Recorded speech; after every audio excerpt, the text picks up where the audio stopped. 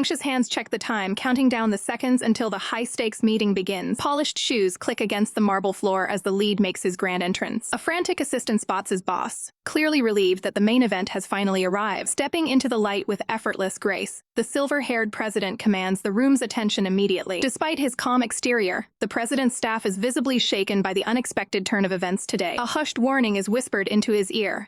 A dangerous rival has crashed the party to steal his thunder. A flash of irritation flickers in his eyes as he hears the name of the man trying to sabotage his hard work. Surrounded by his team, the president strides toward the lion's den, fully aware of the trap being set. He maintains a mask of absolute professionalism, refusing to let his competitors see even a hint of weakness. In his mind, he recalls the ruthless climb to the top, where he had to outmaneuver every predator in the boardroom. The rival executive greets him with a plastic smile that doesn't reach his scheming eyes. A condescending hand reaches out to touch his arm, a blatant attempt to exert dominance in public. With a sharp, defensive movement, the president recoils from the unwanted contact to maintain his personal space. The rival merely smirks, clearly enjoying the tension he's created in front of the other guests. They move into the lavish dining room where the real corporate battle is about to take place over a meal. The rival makes a loud, boastful entrance, attempting to belittle the president's status in front of the chairman. Glasses clink as the rival quickly charms the older executives, playing the part of the perfect successor. Maintaining his composure, the silver-haired lead addresses the table with the dignity of a true professional. The older chairmen remain cold and dismissive, barely acknowledging the president's presence as they drink. Watching the scene unfold,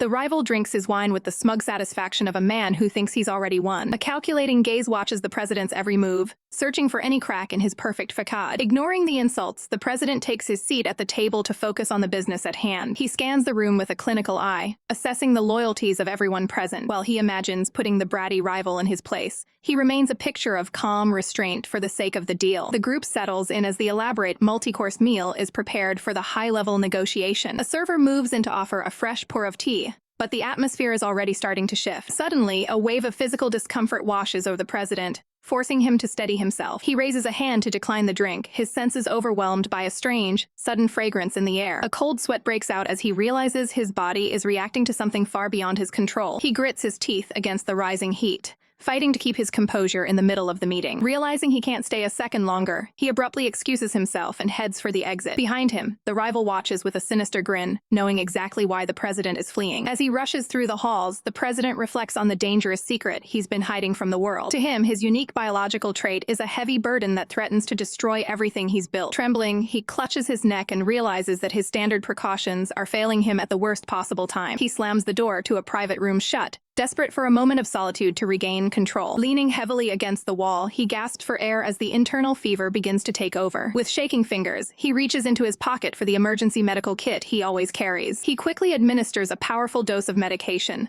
hoping to stabilize his condition before it's too late. He collapses back, waiting for the chemical relief to wash over his overheated system. His vision blurs as the physical toll of the reaction leaves him completely vulnerable. To his horror, the empty syringe slips from his hand and shatters against the floor, mirroring his breaking composure. Panic sets in as he realizes the medicine isn't working, leaving him trapped in a worsening state. His mind flashes back to the waiter from earlier, wondering if his drink was tampered with by his rival. He fumbles with his phone, desperately trying to contact his assistant for an emergency extraction. The call fails to connect, leaving him stranded and alone in his moment of greatest need. Just then, the sound of heavy footsteps stops right outside the door, signaling a new arrival. A mysterious stranger stands in the hallway, looking toward the room where the president is hiding. With a knowing smile, the newcomer prepares to enter, unaware of the chaos unfolding on the other side. The automated voice on the other end confirms the call cannot be completed, leaving the president stranded. He stares at the unresponsive screen, his heavy breathing the only sound in the oppressive silence. Realization dawns on him that this entire scenario was a meticulously crafted trap set by his rival, Yu Zhao. His vision begins to fracture as the biological crisis takes a toll on his physical stability. Searching for any way to remain conscious, he frantically reaches into his pockets for a tool to ground himself. He pulls out a heavy fountain pen, his knuckles white as he grips the metal casing. With a sharp gasp, he uses the nib to induce a jolt of pain,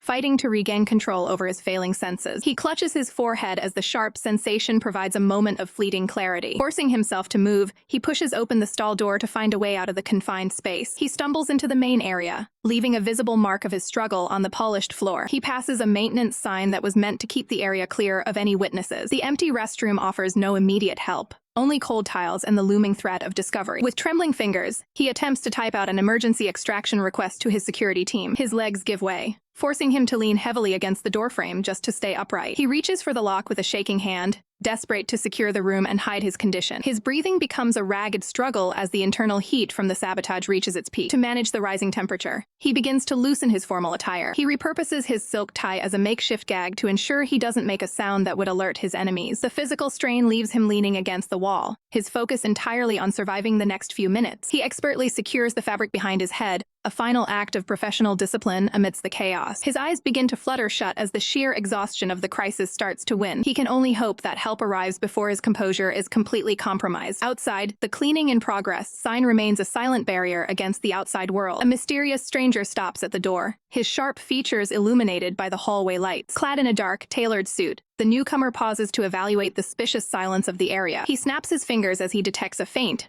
rhythmic sound coming from within the locked room. He leans his head closer to the door, listening intently to the muffled signs of a medical emergency. Without a second thought, the stranger pushes his way into the facility to investigate. His gaze sharpens instantly as he perceives a distinct change in the room's atmosphere. He covers his nose and mouth, immediately identifying the presence of potent biological pheromones. He turns his attention toward the back of the room, tracking the source of the distress. Seeing the collapsed figure, he realizes the person inside is in the middle of a severe physical crisis. His expression hardens with an urgent sense of duty as he moves to intervene. With a powerful shove, he forces the inner door open to reach the incapacitated president. The president looks up through a blur of fever, his consciousness slipping as he sees a shadow looming over him. The stranger stares down at the fallen executive, demanding to know if he is still responsive. He is visibly taken aback by the intensity of the scene and the measures the man took to remain silent. The president can only offer a dazed look, his strength completely spent as he waits for the stranger's next move. Che freezes as the overwhelming scent of pheromones fills the air. He finds the president collapsed and gagged in the corner of the stall. Che lowers himself to get a better look at the suffering executive. He gently removes the tie gag, promising to provide immediate medical assistance. Che observes the president's flushed face and labored breathing up close. He notices the president's hands are bloodied from gripping a pen to stay conscious. A floral scent more intense than roses hits Che as he pulls the man closer. The president leans against him, letting out a faint groan of discomfort. Che realizes this isn't a natural cycle, but a calculated corporate trap. He determines that he has no choice but to use his emergency medical kit. Che gives a reassuring look before preparing the technical intervention. The president gasps in shock as he feels the sudden pinch of a needle. Che expertly delivers the concentrated suppressant directly into his arm. He smiles brightly, relieved that the professional procedure was successful. 30 minutes earlier, Che was clinking glasses at a formal business event. He listens as an associate praises his unusually strong alpha presence. The drunk executive jokes about the social effects alphas have on others. Che calmly explains the severe risks omegas face during unexpected biological crises. He reveals his professional habit of carrying suppressants for emergency situations. Che takes a drink, masking his serious intent with a social smile. He knows that being a high-level executive requires constant vigilance. Che keeps a high-grade syringe ready for any sudden medical emergency. In the present, he exhales, glad his preparation saved the president's life. Earlier, the associate had made a foolish bet regarding the restroom's occupant. Che accepted the wager, unaware he would actually find someone in need. He catches a glimpse of the president's eyes finally beginning to focus. The president stares up at his rescuer in a daze of recovery. He weakly pushes himself away from Che to regain his professional dignity. Startled by the contact, the president tries to steady his shaking hands. He manages to sit up and offers a quiet word of thanks. Suddenly, the restroom door is kicked open with a loud bang. A panicked associate with purple hair bursts into the room shouting. The newcomer rushes over to support the still recovering president. He shoots a suspicious, hostile glare at the alpha standing nearby. Caught in a restricted area, Che breaks out in a nervous sweat. His eyes lock onto a cleaning mop left against the bathroom stall. Che grabs the tool, pretending he was only there for maintenance duty. He makes a hasty, embarrassed exit to avoid further awkward questioning. Outside, the associate watches in confusion as Che claims he was cleaning. Che makes a swift exit, leaving the president and aide stunned. The door clicks shut, leaving the aide curious about the worker's identity. The aide checks on the president, asking if he's unharmed. The president shakes his head, struggling to regain his composure. He adjusts his shirt, frustrated by his rival's despicable tactics. He fumes over the humiliation of being seen in such a state. Recalling the alpha's face, he feels lucky the man was helpful. He takes a long, steadying breath to calm himself. Fixing his collar, he decides to end his workday early. He rubs the injection site, annoyed by the alpha's blunt methods. The sleek corporate tower looms as the day ends. The president meets his rival, who mockingly questions his absence. The rival gloats about seizing the contract for himself. An assistant notes that the deal isn't finalized yet. The rival dismisses him, confidently promising a celebratory dinner. The assistant glares, clearly agitated by the man's arrogance. He asks if they should leak information to stop the rival. President refuses, letting the rival's ego lead to his downfall. He puts on his blazer, preparing to leave the office. Adjusting his tie, he confirms he has personal business. The assistant is stunned, imagining a disaster caused the early departure. He recalls the president's usual habit of working until midnight. The president reveals he is heading to a blind date. The assistant exhales in pure disbelief at the news. He stares in shock, unable to process the boss dating. Office rumors spread quickly as the president walks away. Staff members imagine ridiculous medical scenarios instead of a date. The focus shifts to the reality of the upcoming meeting. The president adjusts his appearance, hoping for a suitable match. At a quiet lounge, a well-dressed alpha waits patiently. He watches the entrance as the sun begins to set. The elevator rings, announcing the arrival of his guest. Che looks up with a warm smile, ready for the encounter. Che leans against a sleek red sports car, waiting for the president. He sports a loud floral shirt and dark shades, radiating confidence. The president eyes Che's flashy attire with immediate regret. He considers taking a taxi before Che waves him over. The door shuts firmly as they prepare to head out. Che questions why the president didn't dress up for the blind date. He laughs off the idea of dressing up while he's still having fun. Che is shocked to learn the president hasn't even seen a photo of his match. For the president, a high pheromone match is the only requirement. Che argues that biological compatibility doesn't equal physical attraction. The president dismisses this, focusing solely on the date's corporate titles. Che looks on, baffled by such a cold approach to marriage. They drive toward the venue in silence. The president reflects on the harsh biological realities Omega's face. Chi acknowledges that a powerful alliance would end Yu Yang's constant bullying. The president remains stoic, staring ahead. They arrive at a high-end skyscraper as night falls. Stepping out, the president reiterates Qu Jing's impressive credentials. He insists that business status is the primary draw. The elevator chimes as it reaches the designated floor. He admits he wouldn't look twice at the man without his CEO title. For him, this meeting is purely a high-stakes business investment. His eyes narrow with a cold, calculated focus. He steps into the private dining room. A tall alpha turns, greeting him formally as Mr. Zhao. Both men freeze in total shock as they recognize each other. Che's jaw drops as the two men stare in silence. They quickly compose themselves and exchange a firm handshake. The president flashes a bright, practiced smile to hide his panic. Qu Jing counters with a perfect, polite business grin. Che watches the sudden shift in atmosphere with total confusion. They maintain their professional masks despite the awkward history. Dinner proceeds with fine wine and an air of forced formality. Later, the red car speeds away from the venue. The president wonders if the alpha truly forgot their previous encounter. He sighs, convinced his reputation is ruined. He agonizes over being seen in such a vulnerable state previously. Chi suggests the alpha might actually find the previous chaos intriguing. The president looks down, certain the date was a professional failure. The family gathers for a formal breakfast to discuss recent events. Silverware clinks against the plates as they eat in silence. A relative breaks the tension by asking about the JM group date. Zhao remains vague, suggesting they might meet again only if the chance arises. The relative smirks, clearly sensing the date was a total disaster. He mocks Zhao's pickiness, warning that an Omega shouldn't live alone. The family elder's expression darkens at the offensive remark. He sternly reprimands the man for his lack of professional decorum. Another family member agrees that the comments were out of line. Zhao is encouraged to explore other dating options at his own pace. They joke about his lucky constitution for matchmaking. Zhao abruptly ends the meal and checks his phone. He sends a text demanding a full investigation into Che Juan. The assistant is shocked that Zhao wants to win the man over. Zhao stares intently at his screen, determined to seize this opportunity. His assistant questions if he can actually succeed with such a high-tier target. Zhao remains confident, believing even a novice can be persuasive. The assistant immediately gets to work, scouring for data. She reports that Juan has actually fled overseas to avoid the situation. Zhao won't be deterred, prepared to track him across the globe. The scene shifts to the bustling streets of New York, where Juan walks alone. Juan pauses, sensing a familiar presence nearby. Zhao approaches him directly on the sidewalk, accompanied by an associate. Juan's eyes widen in genuine surprise at the unexpected encounter. Zhao greets him formally, acting as if their meeting is pure luck. Juan smiles and offers a handshake, marveling at the coincidence. Zhao claims he is merely in town for branch office business. They part ways after a brief, polite exchange. His associate wonders why he didn't say more after traveling so far. Zhao explains that being too forward would reveal his true intentions. He views the encounter through a strictly strategic business lens. His companion is baffled by Zhao's calculated approach to social interaction. To Zhao, it's all a carefully planned operation to secure a professional lead. In the heart of a glittering New York ballroom, Che Juan blends seamlessly into the high society crowd. He reaches out with a practiced hand to secure a fresh glass from a passing server. Despite the exhaustion of his travels,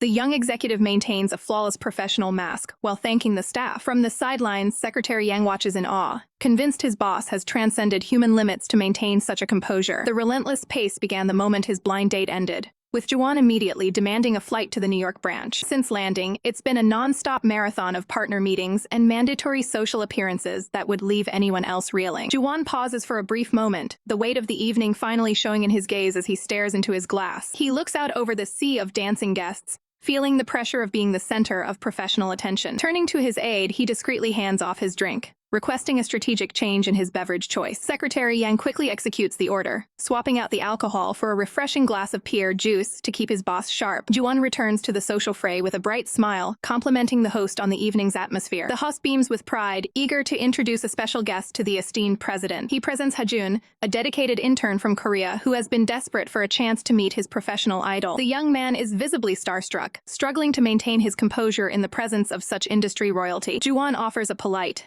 encouraging smile, keeping the interaction strictly focused on business mentorship. Sensing the need for a private professional exchange, both the host and the secretary excuse themselves from the conversation. Left alone in the quiet corner of the hall, the two find themselves in a momentary lull in the music. Hajun gushes about his future career goals, dreaming of the day he can prove his worth to Juwon's company. From Juwon's perspective, the intern's overwhelming enthusiasm is almost comical in its intensity. He offers a smooth, encouraging response, noting that the industry is always looking for talented new recruits. The intern looks up with sparkling eyes, hanging on every word of advice from the top-tier executive. He asks with genuine earnestness for the opportunity to learn more under Juwon's guidance in the future. Juwon takes a slow sip of his juice, carefully weighing his response to the young man's ambition. Seeing the glass is nearly empty, Hajun quickly offers to fetch a replacement to keep the conversation going. Juwon raises a hand in a polite refusal, indicating that his secretary will be returning to his side shortly. His focus suddenly shifts as he detects a familiar presence entering his immediate vicinity. Emerging from the shadows of the staircase is none other than Zhao, looking every bit the calculated professional. Juwon's eyes widen in genuine surprise at seeing his former blind date partner so far from home. He immediately analyzes Zhao's demeanor, noting how perfectly the man is masking his usual commanding aura. Juwon wonders if this calculated suppression is a standard tactic for the president when operating in international circles. He recalls the sheer intensity Zhao usually projects, finding this new, composed version of the man far more intriguing. Juwon takes a contemplative sip of his drink, acknowledging the unexpected arrival of the rival executive. Zhao maintains a cool, detached expression, offering a simple nod as he joins the small circle. Hajun watches the interaction with growing curiosity, sensing the sudden shift in the professional gravity of the room. Eager to network, the intern asks if the two are close associates and requests a formal introduction. Zhao doesn't miss a beat, coolly clarifying that he isn't a friend, but rather a regular blind date partner. The blunt honesty catches Juwon completely off guard, causing him to nearly lose his professional composure in a fit of shock. Juwon is completely blindsided by the claim, his face twisting in pure shock as he stammers out a question about this supposed blind date. Standing nearby, Hajun analyzes the newcomer, noting that while the man is undeniably beautiful, he carries the cold,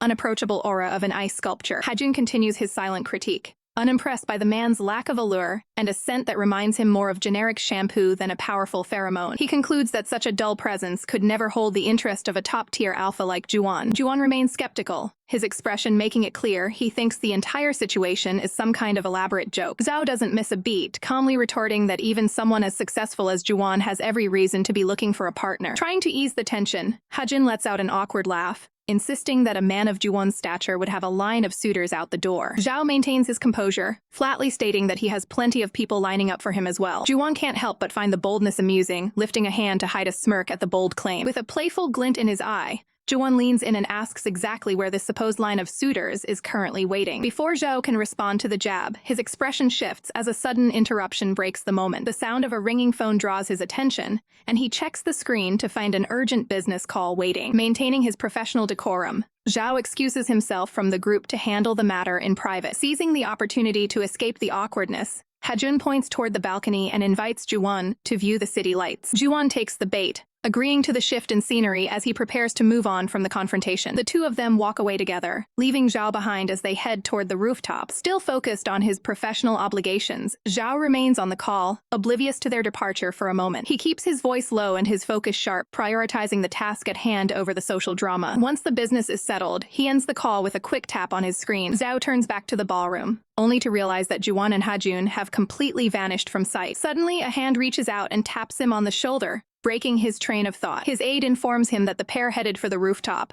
and asks if they should give chase. Zhao remains surprisingly calm, explaining that in business, you can't afford to push a potential client too hard. The aide is visibly startled by Zhao's lack of urgency, worried about the potential for a romantic spark between the others. He imagines a worst-case scenario where Juwon is swept off his feet while Zhao stands idly by. Panicked, the assistant wonders aloud if the two of them might actually hit it off during their private time. Zhao's only concern is purely professional, wondering if such a connection would have any impact on their corporate assets. The aide stares at him in disbelief, shocked that business is the only thing on his mind. Zhao looks genuinely puzzled, asking why else he would bother pursuing someone if not for a strategic advantage. Faced with such a robotic outlook on life, the assistant can only cover his face in exasperation. Changing the subject, the aide asks if they should pack it in and head back to the hotel for the night. Zhao refuses to rest, deciding that since they are already at a high-end event, they should make the most of it. His gaze sharpens with a renewed sense of purpose, focusing on the networking opportunities ahead. He steps back into the crowd, glass in hand, determined to expand his professional network despite his introverted nature. He puts on his best corporate smile, ready to engage with the elite guests in the room. Internally, he flips a switch, forcing himself into a high-energy social mode. With an intense aura, he marches toward a group of potential clients, ready to dominate the conversation. His aide watches from the sidelines,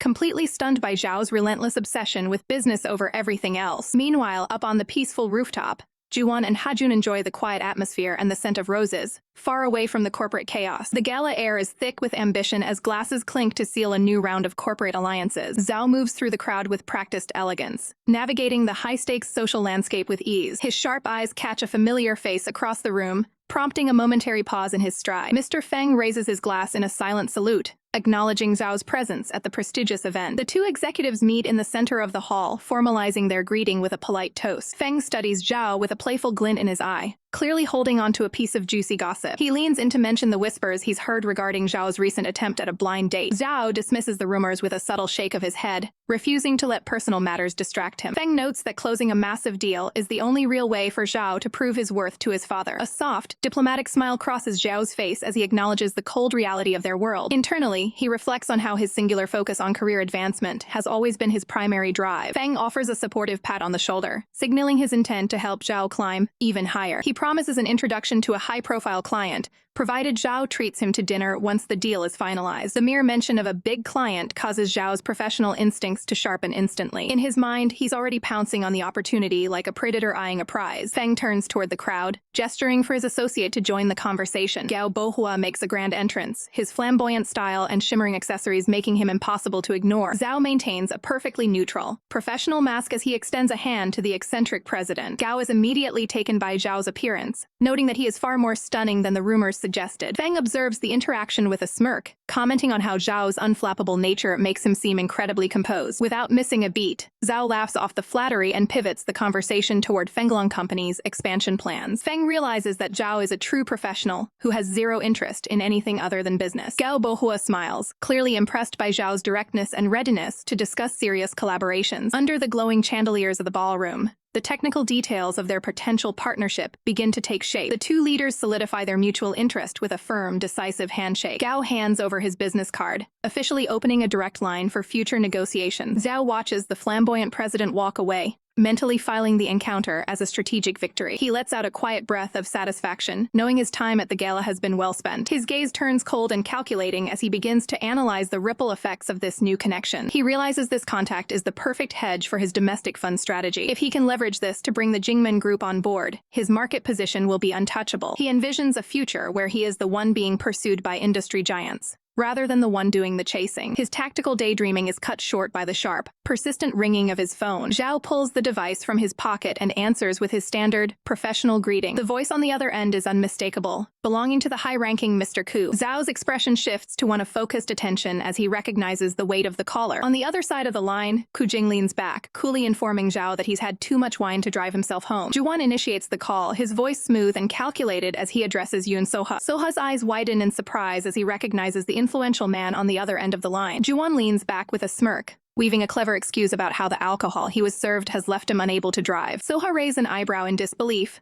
knowing full well he had his secretary swap the drinks for harmless pear juice. He finds it incredibly curious that such a powerful figure would go through the trouble of pretending to be intoxicated. Thinking back, it was already highly unusual for an alpha of Juwon's caliber to be carrying such potent suppressants in his pocket. Without missing a beat, Juwon seizes the opportunity to request a personal ride home from the president. Juwon's expression brightens into a triumphant smile as the arrangement for a pickup is finalized. The screen goes dark as the call officially ends, leaving a lingering sense of anticipation in the air. Soha stares at his device in silence, questioning why a man of Juwon's status wouldn't simply call a private taxi. He ponders the situation deeply, wondering what specific motive Juwon has for wanting to ride in his personal vehicle. A sudden realization strikes him like a bolt of lightning, causing him to let out a quiet gasp. A metaphorical light bulb flickers on as Soha concludes that Juwon must be making a bold strategic business move to get closer to him. The sleek black sedan pulls up to the curb, arriving exactly at the designated pickup point. Juwon offers a graceful wave to the approaching car, looking every bit the composed professional. From the driver's seat, Hajun can't help but comment on how remarkably handsome their new passenger is. Soha remains unimpressed and stoic, coolly stating that the man's looks are merely average at best. Hajun is absolutely baffled by the response, unable to believe Soha's total lack of interest in their client's striking appearance. The assistant lets out a defeated sigh, realizing Soha is fully locked into his serious business mindset. Hajun springs into action, quickly hopping out of the car to usher the important guest into the back seat. Taking his role as the ultimate chauffeur seriously,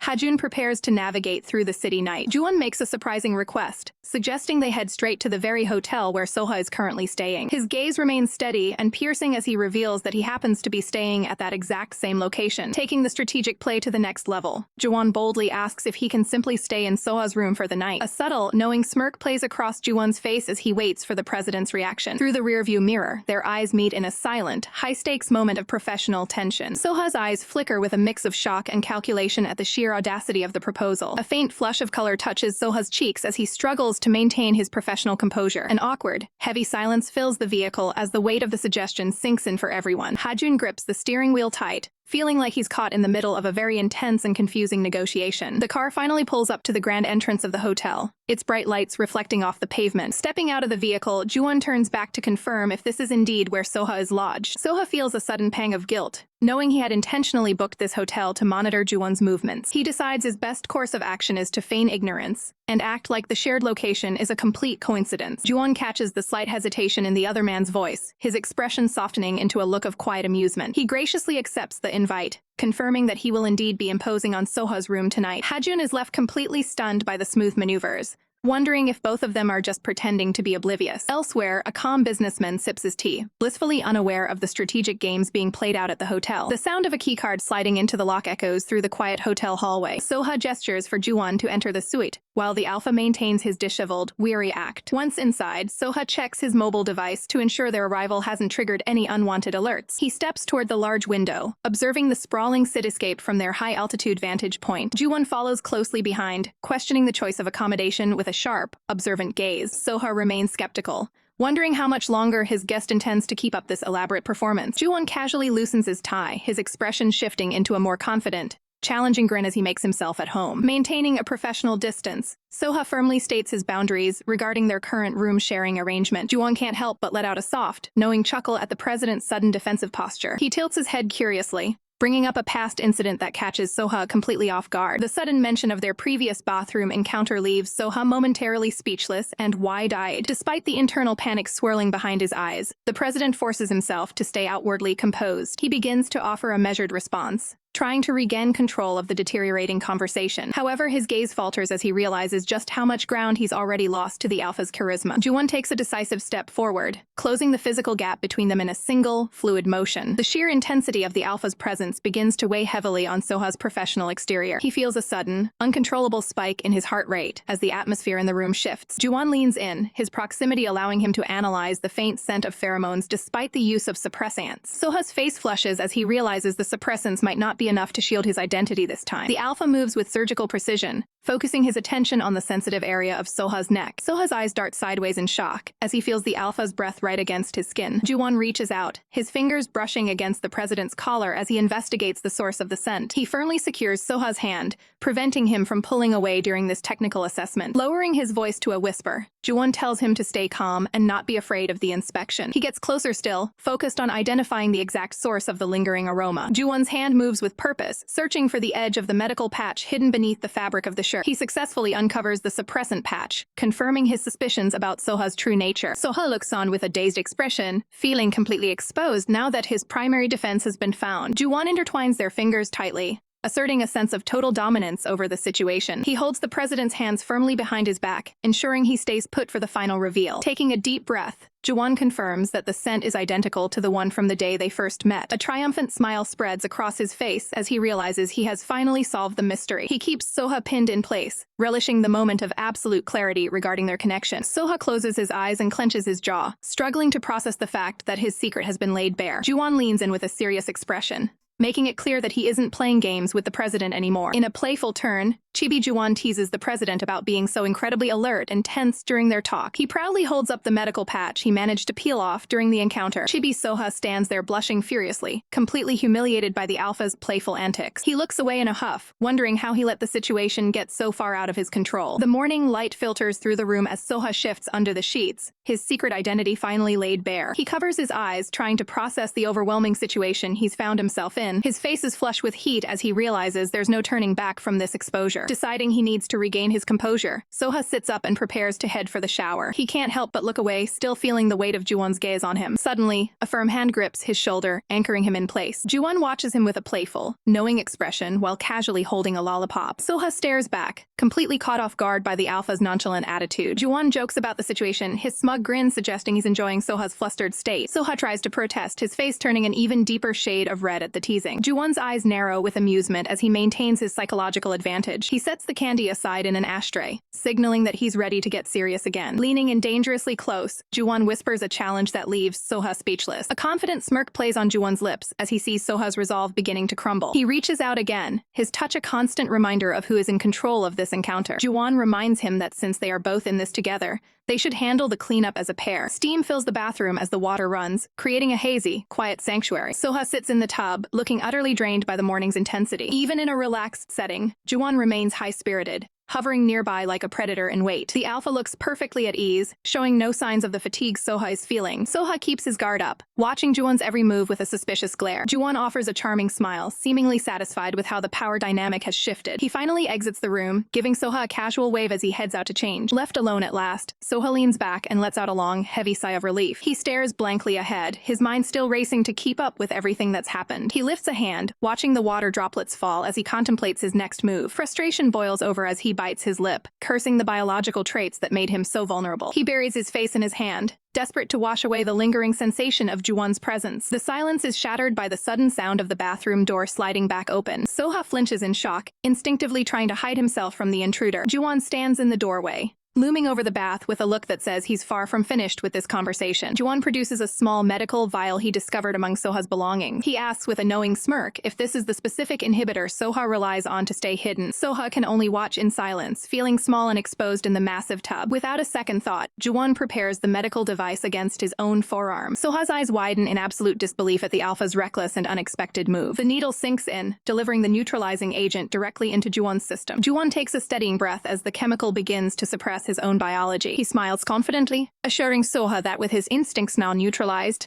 there is no reason for further apprehension. Soha remains pensive, questioning if fear was even the primary emotion he was feeling. Juwon ignores the hesitation and reaches for a bottle of professional-grade massage oil. Soha tracks his every movement, his guard still firmly in place despite the gesture. Juwon explains that he intends to provide a therapeutic massage to help Soha's strained muscles recover from the stress. Soha attempts to decline the offer, not wanting to be a burden to someone of Juwon's high status. Juwon dismisses the objection by tossing the spent inhibitor vial into the wastebasket. He playfully suggests that in this moment, he is merely a dedicated assistant focused on serving his client's needs. The sheer absurdity of the role reversal causes Juwon to let out a light, genuine laugh, finally relenting to the pressure. Soha offers a faint, weary smile of acceptance. Juwon looks down at him, his expression turning serious and technically focused. The alpha carefully pours the oil into his hand to warm it for the application. He moves into position behind the tub, placing his hands firmly on Soha's tense shoulders. Soha leans his head back and closes his eyes, finally allowing the physical tension to drain away. Juwon applies steady, expert pressure to the deep knots in Soha's neck. He maintains a strictly professional focus on the technical aspects of the muscle relief. Despite the physical comfort, Soha's mind begins to race with anxiety about how this casual interaction might be perceived. He worries that Juwon might view him as someone who treats these professional boundaries lightly. His eyes snap open as his internal resolve suddenly hardens. He abruptly turns around in the water to look Juwon directly in the eye. Before Soha can voice his concerns, a sharp ringtone cuts through the quiet of the room. Juwon immediately stands and steps away to attend to the urgent business matter. From the other side of the glass,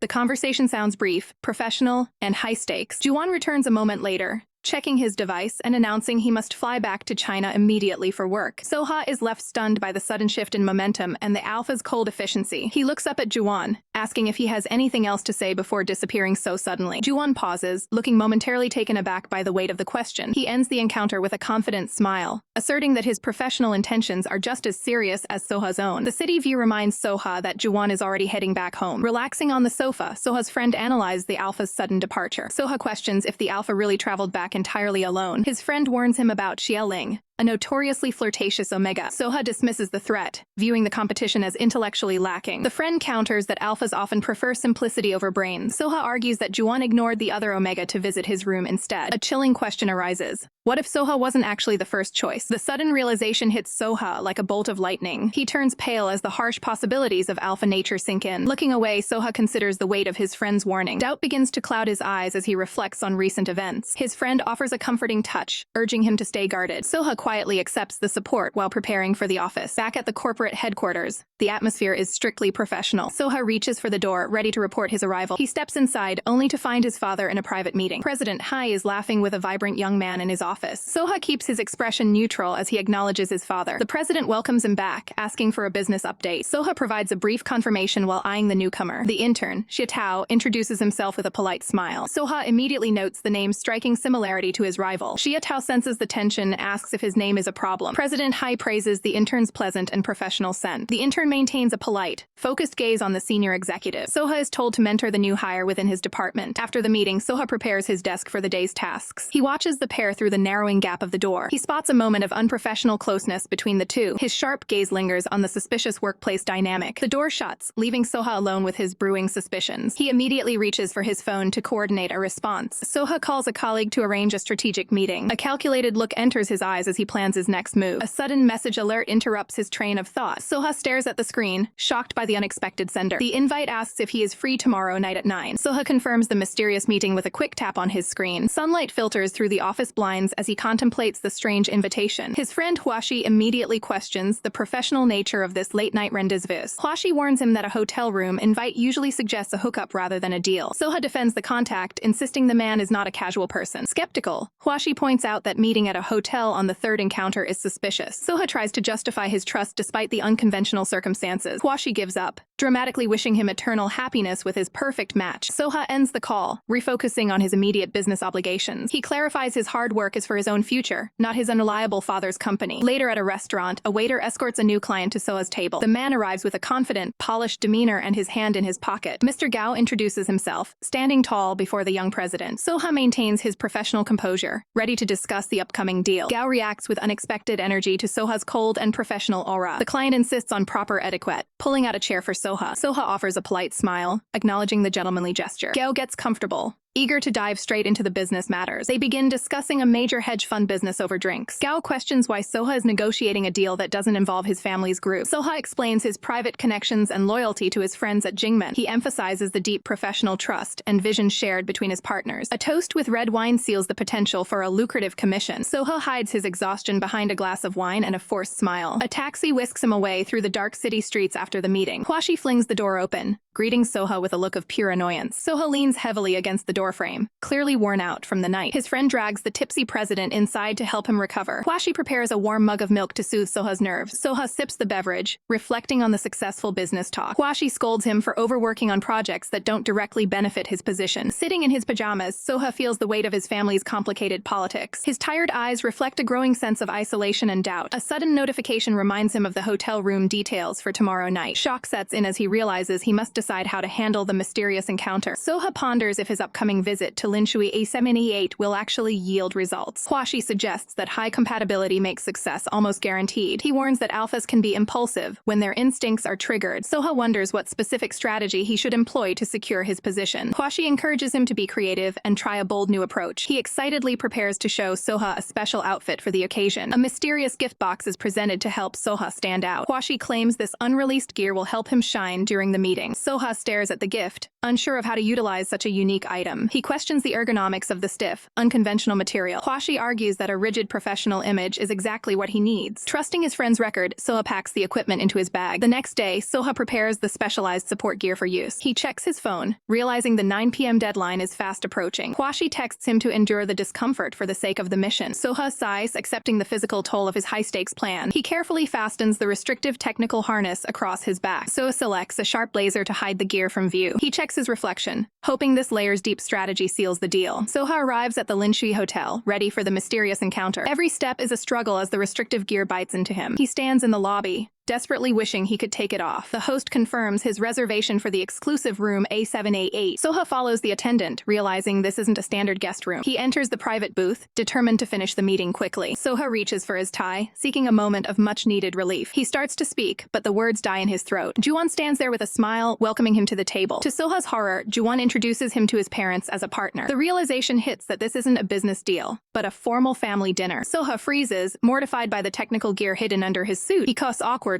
pretending to check urgent client data. Hwashi checks in, asking if the meeting has gotten exciting yet. Soha stares at Juwon's family, concluding that things are far too exciting. The suit fabric pulls tight as Soha settles into his seat for the high-stakes meeting. Internal chaos ensues as the rigid technical harness bites into his skin. Soha hides his physical struggle behind a strained, professional smile. He offers a polite greeting to the elders, despite the gear's mounting pressure. Juwon's parents respond with warm, unassuming expressions of approval. Juwon tells Soha to relax, claiming his family is exceptionally easygoing. The mother compliments Soha's handsome appearance and professional aura. Soha begins a formal introduction while framed by the hotel's elegant decor. He maintains a rigid, upright posture at the table to mask his discomfort. Internally, he blames the restrictive battle outfit for his current misery. Juwon's sharp eyes immediately detect Soha's subtle physical distress. He leans in close to ask if Soha is feeling unwell. Beads of sweat form as Soha struggles to maintain his professional facade. Juwon directs him toward the private restroom for a quick recovery. Soha retreats instantly, his movements stiff from the tightening equipment. He enters the washroom and shuts the door, seeking a moment of solitude. Juwon's mother critiques their overly formal, business-like interaction. Juwon offers a playful retort about the overlap of business and marriage. He follows Soha toward the back, disregarding his parents' confusion. Juwon reaches the door, intent on checking on Soha's status. Soha freezes in shock as he realizes someone is at the door. Juwon steps inside the room, interrupting Soha's desperate technical adjustment. He stares in surprise at the complex harness revealed beneath the suit. Juwon clicks the lock to ensure their technical discussion remains private. He questions the necessity of wearing such restrictive equipment to dinner. A flustered Soha demands that Juwon exit the room immediately. Juwon humorously notes how trendy the technical gear appears up close. Soha attempts to push him out to regain his professional composure. A sharp pull from the harness causes Soha to wince in pain. Juwon closes the distance, committed to providing technical assistance with the gear. Outside, the parents listen to the muffled commotion with growing confusion. A muffled sound echoes from behind the locked door as the tension inside the restroom reaches a breaking point. Soha tries to maintain his composure,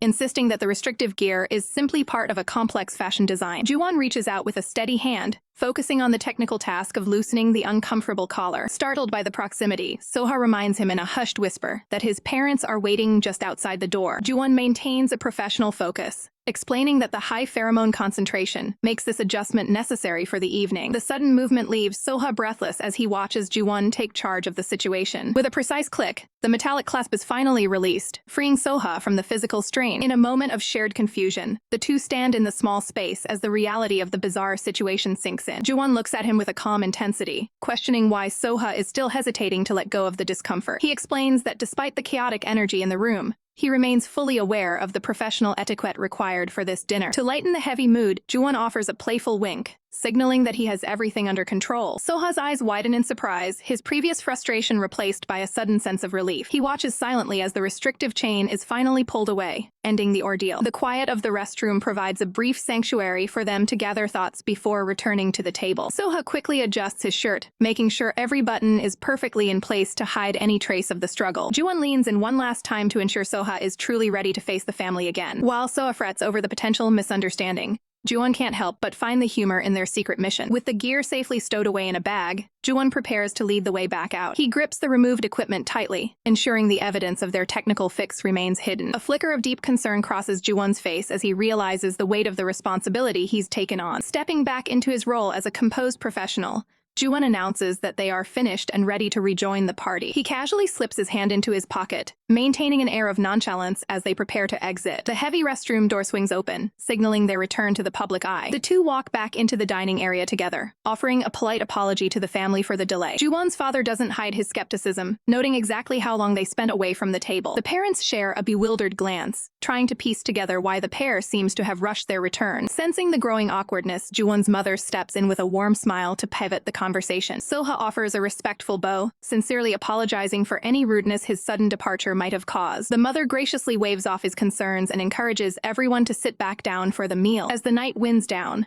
the glowing lights of the hotel serve as a backdrop for their final farewells. Concerned for Soha's well-being, the mother suggests that Ju-won should be the one to drive him home. Soha feels a wave of embarrassment, unsure of how to respond to the unexpected offer of assistance. Ju-won reaches out, placing a reassuring hand on Soha to signal his agreement with the plan. He locks eyes with Soha, his expression soft but determined as he insists on seeing him safely home. Seeing the opportunity to help her son, the mother gives Ju-won an encouraging pat, cheering him on from the sidelines. Ju-won's car glides through the quiet city streets as the two share a moment of private reflection. An awkward silence fills the cabin while they process the evening's events. Ju-won breaks the ice with a soft smile, curious about Soha's honest impression of his parents. Soha gazes out the window, sincerely complimenting how kind the older couple was. Ju-won keeps his eyes on the road, wondering if his mother was too chatty, or if his father came off as overly demanding. A small mascot sits silently on the dashboard as the heavy conversation continues. Soha tightly clasps his hands, insisting that he truly told the truth about his feelings. His expression softens into a look of melancholy as he compares Ju-won's family to his own complicated upbringing. Ju-won's gaze sharpens, sensing the underlying pain in his partner's words. He maintains a steady grip on the wheel, gently probing for details about how Soha's family treats him. Ju-won looks over, explaining that he values hearing the truth directly rather than relying on empty rumors. Soha lets out a weary sigh, realizing he can't hide his past if they are to move forward together. He breaks down his family tree, explaining his alpha father status and his biological father's lack of influence. He continues the map of his lineage, detailing how his father remarried and started a new family with another son.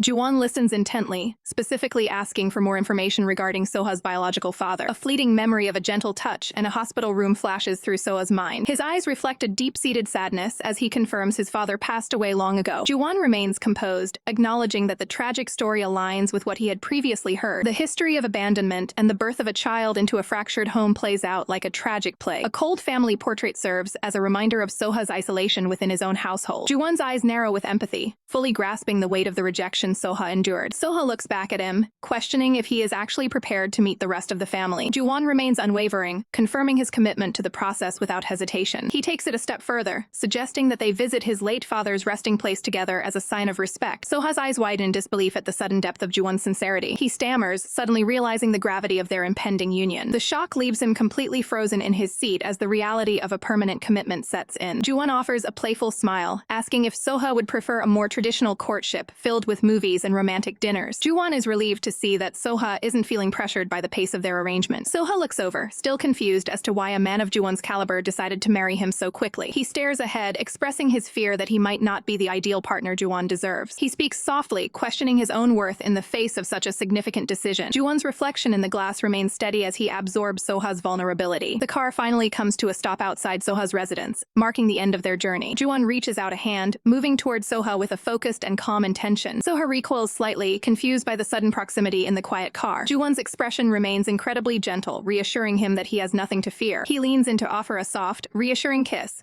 hoping to lift Soha's spirits after such an emotional night. Soha steps back into the quiet of his home, the weight of the evening still heavy on his mind. He lingers in the entryway, his fingers tracing his lips as he replays the sincerity of the moment in his head. He remembers the intensity of past encounters, which were always fueled by the overwhelming pull of pheromones. But this time, he realizes that the connection felt entirely different, transcending mere biological impulse. The sensation of the kiss remains vivid, leaving him questioning the true nature of their evolving relationship. Overwhelmed by the memory, he crouches down in a fluster, his heart racing at the sudden surge of emotion. His father's sudden appearance interrupts his thoughts, questioning if he's just returning from another business dinner. With a calm smile, his father praises his dedication to maintaining professional ties with their clients. A supportive hand rests on his shoulder as the conversation shifts toward internal company matters. His father brings up the intern, Tao, noting that the young man has caught his attention. Soha listens intently, curious about why this specific employee is being mentioned now. The instruction is clear: assign the sharp-witted intern to his department to see if he's worth keeping. Soha agrees to the task, planning to observe the newcomer's performance personally. However, his his father reveals a complication, explaining that Tao has already managed to offend a senior member. The office politics are chaotic, as the intern's bold actions have already caused a stir among the staff. Understanding the situation, Soha prepares to integrate the controversial intern into his team. The next morning begins with a warm meal. As the focus shifts back to domestic life, a family member notes his tired appearance. Worrying that the pressures of work are taking a toll on his health, Soha remains silent, focused on his drink while considering the report regarding the intern's previous conflicts. A soft laugh breaks the tension, though the underlying family expectations remain palpable. He is encouraged to dine at home more often to ensure he maintains proper nutrition during the busy season. His father acknowledges his response with a brief, stern nod before moving to a more pressing topic. The discussion pivots to matchmaking, with an offer to introduce him to potential partners from similar backgrounds. Swirling his wine, his father insists that it's time to be practical about finding a compatible match. He is urged to lower his standards and focus on finding someone with a stable family legacy. The news drops that Qu Jing's parents are already coordinating a meeting to discuss a potential union. Soha tries to deflect the pressure, citing his unpredictable and demanding work schedule. The reaction is immediate, as the family member notes his hesitation with a discerning gaze. The atmosphere at the table shifts into a comedic display of parental frustration and surprise. Despite the lighthearted moment, the reality of the arranged meeting looms over the dinner table. A sharp click of chopsticks signals the end of the discussion as a new plan is proposed. She offers a charming smile,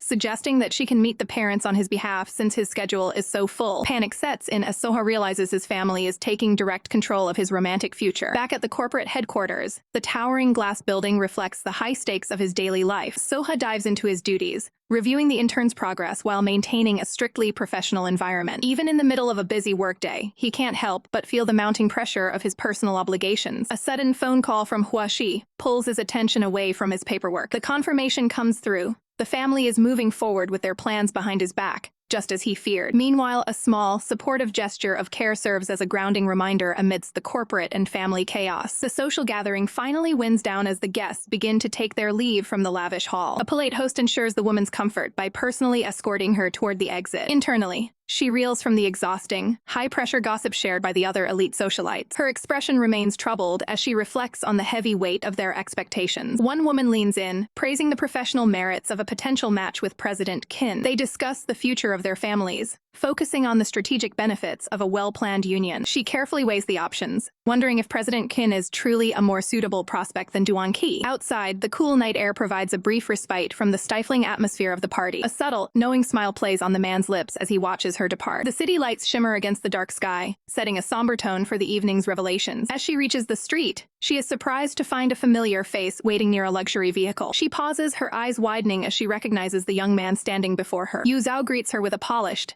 charming smile, acting as if their meeting is purely accidental. She explains that she lost her way after the meal, completely unaware of his true intentions. Secretly, Yu Zhao knows that this chance encounter was actually a meticulously planned maneuver. Just moments ago, he had been intensely focused on his phone, coordinating his next move. He had raced through the city streets, determined to reach this specific location with perfect timing. After arriving with precision, he prepared himself to play the role of a helpful acquaintance. He offers to drive her home, and she gratefully accepts his professional assistance. During the ride, she mentions that she was invited to dinner by his Omega father. Yu Zhao's composure momentarily falters, his face paling at the unexpected mention of his family. He softly reveals a tragic truth. His own Omega father passed away a long time ago. The news leaves her completely stunned and deeply confused about the identity of the person she actually met. She begins to panic, fearing that she might have been deceived by a clever imposter. Seeing her distress, Yu Zhao asks if the person she met was actually named Duan Qi. He clarifies that President Duan is actually his younger brother's Omega father. He explains the complex family dynamics, painting a picture of a highly fractured household. She struggles to piece together the complicated relationships within his family tree. His eyes reflect a deep-seated sadness as he touches upon his lonely upbringing. He admits that because of their distant relationship,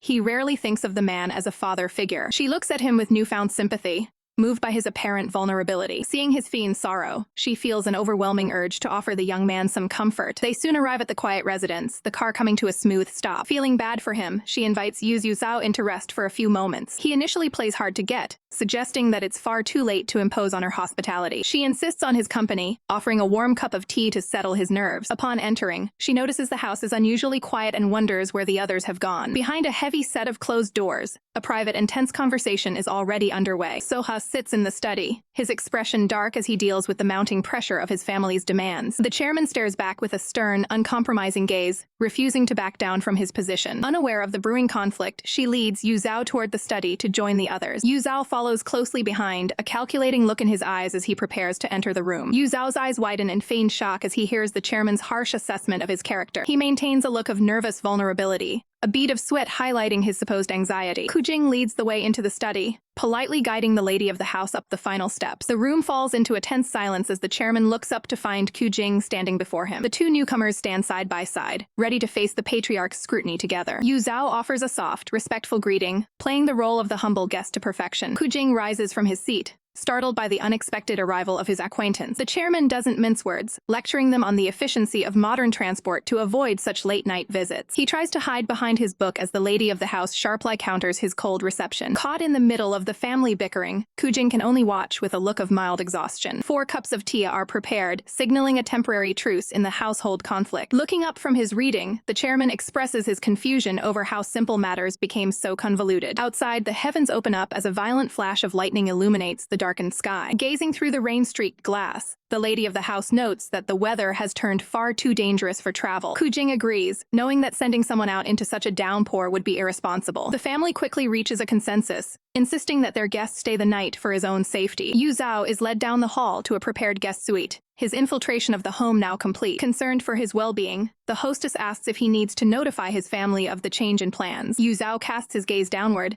his expression darkening with a practiced air of loneliness. He quietly admits that no one at his home would even notice his absence, further cementing his tragic persona. Overcome with maternal pity, the lady pulls him into a warm, supportive embrace. As he rests his head on her shoulder, his eyes remain sharp and calculating, hidden from her view. A cold, focused look flickers in his eyes as he realizes how easily his plan is unfolding. Tucked into bed with a plush toy, Yu Zhao reflects on the success of his initial move against his rival. He finds himself surprisingly comfortable in the high-end surroundings, a slight smile touching his lips. Suddenly, the glow of a new notification cuts through the darkness of the bedroom. He reaches for the device, curious about who could be messaging him at this late hour. The screen displays a direct command from Qu Jing, requesting a private meeting in his room immediately. Though he considers ignoring it to maintain his act, the opportunity for further manipulation is too good to pass up. Stealthily, he creeps out of his guest quarters and moves through the silent mansion like a ghost. Reaching the target's door, he pauses for a moment of calculated hesitation before making his presence known. Qu Jing opens the door, his expression unreadable, as he stands in the doorway of his private study. Yu Zhao looks up at him with wide, questioning eyes, asking why he was summoned so urgently. Without a word, Qu Jing reaches out and takes a firm hold of the younger man's sleeve. He pulls him into the room to discuss the technical details of their ongoing business arrangement in private. Qu Jing pulls Yu Zhao into a close, firm hold. Stunned, Yu Zhao gazes up at his host in silence. He quickly creates distance, questioning the late-night summons. Qu Jing offers a calm smile, claiming he simply wants to talk. Yu Zhao remains skeptical about why this meeting requires a private room. Suddenly, his senses sharpen as a familiar scent fills the air. He realizes with a start that he's picking up Qu Jing's pheromones. Yu Zhao remembers his separation patch is likely losing its effectiveness. Qu Jing watches him intently, noting the subtle change in atmosphere. He reassures Yu Zhao that he won't interfere with the patch today. Regaining his composure, Yu Zhao asks if the matter is urgent. Qu Jing leads him toward a shelf to reveal a hidden item. He reaches up and pulls a heavy binder from the collection. He presents the folder, teasing that boyfriends should share such things. Yu Zhao prepares for a boring commercial housing project or business plan. To his surprise, the heavy book is actually a personal photo album. He takes a seat to properly examine the private collection. The pages reveal Qu Jing's journey from a toddler to a teen. Yu Zhao lingers on a formal family portrait from more recent years. Qu Jing stands nearby, observing Yu Zhao's reaction to his past. A soft, genuine expression crosses Qu Jing's face. Yu Zhao finds himself smiling at the nostalgic images. Qu Jing's gaze shifts from the book to Yu Zhao's profile. He leans over the chair, closing the gap between them. Yu Zhao feels the sudden presence and looks up in surprise. The height difference becomes apparent as Qu Jing looms over him. Yu Zhao abruptly slams the album shut to break the moment. Flustered, he insists on finishing the album another time. Qu Jing points out the deep flush spreading across his face. He reaches out a hand to check Yu Zhao's temperature. Qu Jing suspects the heat is more than just embarrassment. As Yu Zhao sways, Qu Jing reaches out to steady him. Yu Zhao struggles to maintain focus as his vision blurs. Qu Jing's expression sharpens as he detects detects a change in the air. Yu Zhao's breathing hitches as the technical symptoms of the patch failure set in. A potent mix of rose and honey scents begins to overwhelm him. The air feels thick with a sweet, floral aroma. Qu Jing reaches out, drawn to the intensifying scent in the room. Yu Zhao stands frozen, his face flushed with heat as the overwhelming scent of roses fills the air around him. Qu Jing watches him with a piercing gaze, his eyes narrowing as he detects the shift in the room's atmosphere. He slowly reaches out his hand, drawn toward the source of the intoxicating aroma. To Qu Jing, the flustered omega looks like a delicate flower just waiting to be plucked from its stem. Stung by the implication, Yu Zhao quickly defends his character, insisting he isn't the type of person to play games. Qu Jing simply nods, placing a hand over his heart to signal that he understands the gravity of the situation. Yu Zhao turns away, realizing that staying in this room any longer is a recipe for a total social disaster. He internally screams, regretting his decision to visit Qu Jing's room when he could have been safely asleep in his own bed. Deciding to cut his losses, Yu Zhao announces his departure and heads straight for the exit. His fingers barely graze the handle of the door before the sound of a sharp knock echoes through the wood. The sudden noise sends a bolt of terror through Yu Zhao, leaving him paralyzed in place. Qu Jing remains calm, raising his voice to ask who could be visiting at such a late hour. The door doesn't open, but the chairman's stern voice rings out from the hallway, demanding to be let in. The two men lock eyes, both realizing that if Yu Zhao is discovered here, there will be no explaining it away. Yu Zhao spirals into a panic, his mind racing through every possible worst-case scenario. Qu Jing tries to deflect the intrusion, claiming he's already settling in for the night and isn't up for a chat. His father isn't buying the excuse, growing more agitated and insisting that the conversation must happen right now. Fear washes over Yu Zhao's face as the reality of their predicament sinks in. With no way out, he looks to Qu Jing for a solution, his mind a complete blank from the stress. Sensing the urgency, Qu Jing suddenly grabs Yu Zhao's arm to take control of the situation. He moves quickly, guiding the smaller man toward the back of the room before his father can force his way in. Yu Zhao clutches at his chest, struggling to keep his own rising pheromones under control during the chaos. The bed stands as the only available hiding spot in the immediate vicinity. Yu Zhao is forced to collapse onto the mattress as Qu Jing prepares to conceal him. In one swift motion, the heavy blanket is thrown over Yu Zhao,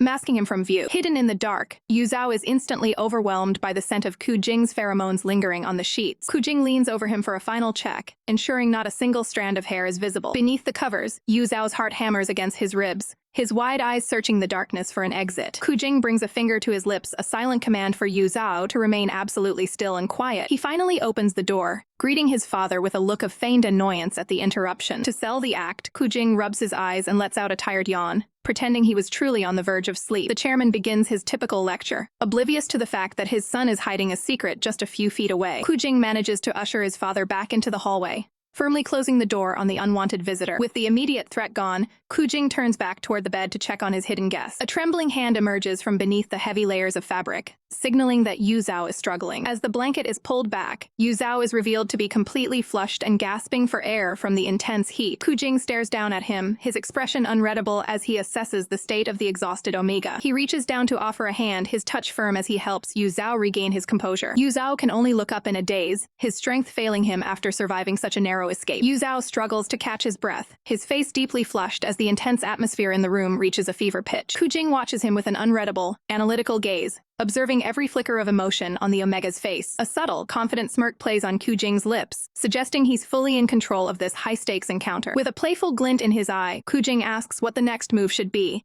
his voice laced with anticipation for the night ahead. Yu Zhao's hands tremble slightly as he reaches out, the friction against the dark fabric highlighting his mounting nerves. In a momentary lapse of professional composure, Yu Zhao resembles a flustered kitten, completely unsure of how to proceed with the demanding alpha. Qu Jing suddenly takes the initiative, his firm grip locking onto Yu Zhao's arm to guide his movements with authority. In one swift motion, Qu Jing leans over, ensuring Yu Zhao remains focused on the intensity of their private interaction. The distance between them vanishes as Qu Jing leans in close, his presence completely dominating Yu Zhao's personal space. Overwhelmed by the proximity, Yu Zhao urges him to finish the task quickly so he can finally regain his composure. Qu Jing gives a knowing look, signaling his compliance with a charming and dedicated smile. The digital clock on the bedside table ticks forward to the early hours of the morning, marking exactly how much time has passed in silence. Qu Jing looks at Yu Zhao with a satisfied expression, teasingly suggesting that he needs more physical conditioning to keep up with such a demanding schedule. Despite his exhaustion, Yu Zhao sits up and reminds himself that every moment spent here is a step toward fulfilling his client's requests. He winces in sudden discomfort, realizing the physical toll of maintaining such a taxing undercover role. The disheveled state of the bed serves as a silent witness to the long, complicated hours they spent together. Qu Jing maintains a warm, appreciative gaze, expressing how much he enjoyed the unique perspective of their shared time. His eyes remain locked onto Yu Zhao, searching for any hint of the truth hidden behind the spy's mask. Yu Zhao looks away, his face heating up as he tries to process the alpha's unexpected and direct praise. Qu Jing leans back in to whisper a final, cryptic comment, ensuring his words leave a lasting impression on his guests. Reasserting his boundaries, Yu Zhao playfully pushes the alpha away and insists it is time to return to his own quarters. Qu Jing remains relaxed and composed while sitting up, reminding Yu Zhao that they still haven't finished reviewing the important album together. Yu Zhao remains on high alert, sensing that every minute spent in Qu Jing's presence is a calculated risk to his mission. To break the lingering tension, Qu Jing holds out a small mint candy, offering it as a simple peace offering. Yu Zhao watches curiously as the alpha indulges in the sweet treat,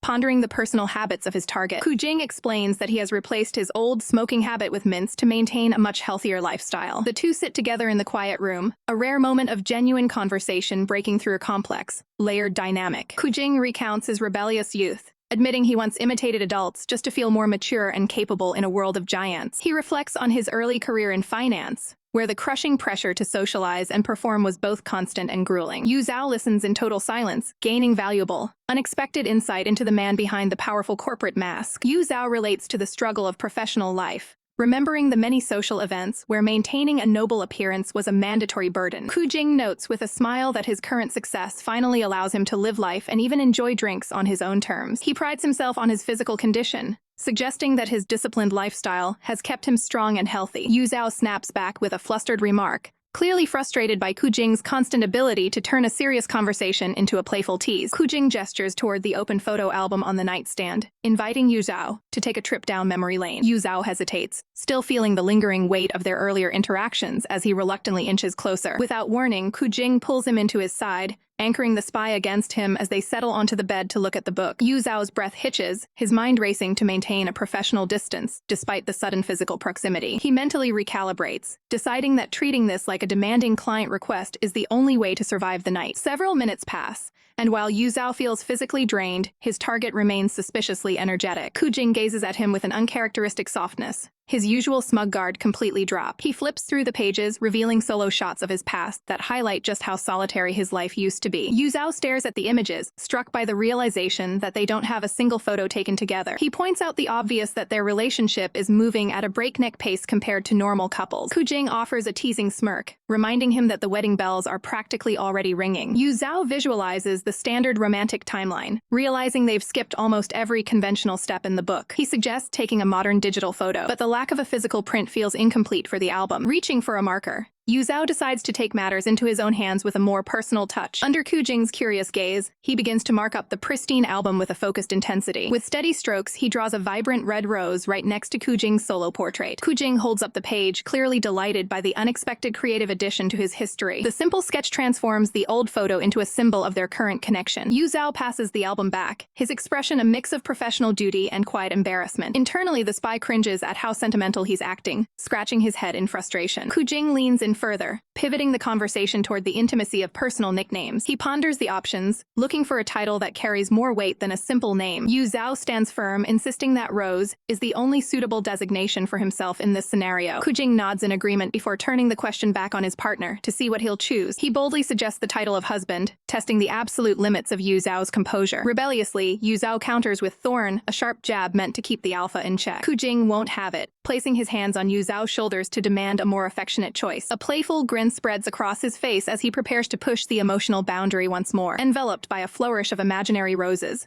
Qu Jing insists that husband is the only perfect fit. He's caught completely off guard when Yu Zhao claims he's perfectly capable of saying the word. Yu Zhao maintains a stoic front, treating the intimate label as just another task for his high-priority customer. Qu Jing's jaw drops, stunned by the sudden shift in the spy's cooperative attitude. Without a hint of hesitation, Yu Zhao utters the word husband with professional clarity. The effect is instantaneous, leaving the usually confident alpha flushed and hiding his face in total shock. As Yu Zhao repeats the name like a repetitive mantra, the novelty quickly turns into a playful annoyance. Overwhelmed by the sudden display of affection, Qu Jing collapses into the pillows, rolling around in pure, unadulterated joy. The morning light filters through the the blinds as the office buzzes with the latest rumors. Colleagues whisper in the hallway, noting that General Zhao is wearing the exact same clothes from yesterday, a clear sign he never made it home. One bold employee catches him at the door, eagerly fishing for details about how his supposed blind date went. Zhao remains stoic, offering nothing but a cold, silent stare to the prying questions. Deep down, the memory of that husband nickname loops in his mind, leaving him visibly shaken by the professional boundary he crossed. A sharp knock at the door cuts through his spiraling thoughts. Yu Zhao steps inside with a bright smile, offering a manual brew from a local shop as a morning courtesy. Zhao accepts the gift, keeping his interactions strictly focused on the workplace gesture. He glances down at the logo on the bag, realizing this isn't just an ordinary coffee shop. The names Ling and Tao begin to click in his mind, sparking a sudden realization about the newcomer's family connections. He casually inquires if Tao is a regular at this specific establishment to test his theory. Tao confirms the shop actually belongs to his brother, further piquing Zhao's interest. Zhao's eyes narrow behind his cup as he confirms the brother's name is indeed the suspicious Ling. Masking his internal alarm, he dismisses the assistant to regain his focus on the day's tasks. The heavy office doors click shut, finally leaving Zhao alone with the evidence. He stares at the coffee, weighing the possibility that Tao's presence in his office is a calculated move. He tries to shake off the paranoia, determined not to let personal distractions interfere with his professional standards. Minutes later, he sends a high-priority message to his contacts to initiate a full background check on both brothers. He suspects Qu Jing might be using them as pawns to gain leverage over their most important client. His phone vibrates immediately with an incoming call from his trusted informant, Hua Shi. Zhao answers with a professional tone, ready to receive the technical data. He listens intently as the shocking truth about the brothers' reputation as professional mistresses is revealed. Hua Shi offers to intervene and handle the situation directly to protect the firm's reputation. Zhao declines the offer, preferring to keep a close eye on the situation himself within the company walls. He decides that as long as the current project remains on track, he won't let minor office politics slow him down. He checks the clock on the wall, seeing it's nearly time to head out for his next scheduled appointment. He exits his office and notifies his team that he has a crucial business meeting to attend. Tao quickly interjects, volunteering to drive just so he can observe Zhao's professional techniques in the field. Zhao grants the request with a silent nod, allowing the assistant to take the lead for the afternoon. They arrive at an elegant venue where the atmosphere is perfectly set for a high-stakes negotiation. Tao watches with wide eyes, curious to see exactly what kind of client commands such a meeting. At a corner table, Qu Jing waves them over, looking relaxed and perfectly composed. Tao is momentarily stunned by the client's striking and professional presence. Qu Jing stands to greet them, his face lighting up the moment he sees General Zhao arrive. With a welcoming smile, Qu Jing gestures for Zhao to take the seat right next to him. Zhao maintains a polished demeanor, offering a polite apology for making the client wait. In a sudden display of competing hospitality, both Qu Jing and his companion reach out to pull a chair for Zhao at the exact same time. The tension in the room spikes as both men simultaneously lunge to pull out a chair for Zhao. Zhao maintains his composure, walking past the display of competition while acknowledging the unexpected courtesy of the two CEOs. He takes a mental breath, internally praising himself for handling the awkward social maneuver with grace. The sound of polished shoes clicking against the floor signals the end of the standoff as everyone prepares to settle in for the meeting. Zhao strategically chooses the seat offered by Qu Jing, prioritizing the professional needs of his most important client. Qu Jing wears a look of quiet satisfaction, having won this small round of the seating arrangement battle. Tao offers a polite smile, expressing his gratitude to Mr. Gao for the hospitality. Mr. Gao waves off the thanks with a casual gesture, insisting that the networking opportunity was a mutual benefit. Steaming tea is poured into a delicate cup, signaling the start of the formal business discussion. Holding his drink with practiced ease, Gao admits that without Zhao's help, this partnership with Qu Jing wouldn't have happened. Qu Jing remains focused on the conversation, acknowledging that the honor of the acquaintance is entirely his. The teapot sits at the center of the table as the men exchange polite flatteries to smooth over the technicalities. As the meal is served, the focus briefly shifts to finalizing the specific details of the upcoming contract. Tao steps in to assist the waitress, taking over the task of serving the tea to show his attentiveness. He carefully pours the liquid, ensuring not a single drop is wasted during the professional exchange. With a respectful nod, he presents the freshly poured tea to Mr. Gao. Tao adjusts his look, his sharp eyes scanning the table to ensure every social cue is being met. Gao takes a sip, impressed by the intern's initiative and commenting on how observant he seems to be. Zhao keeps a firm grip on his cup, preparing to clarify the hierarchy of his team. He explains that Tao isn't a permanent assistant,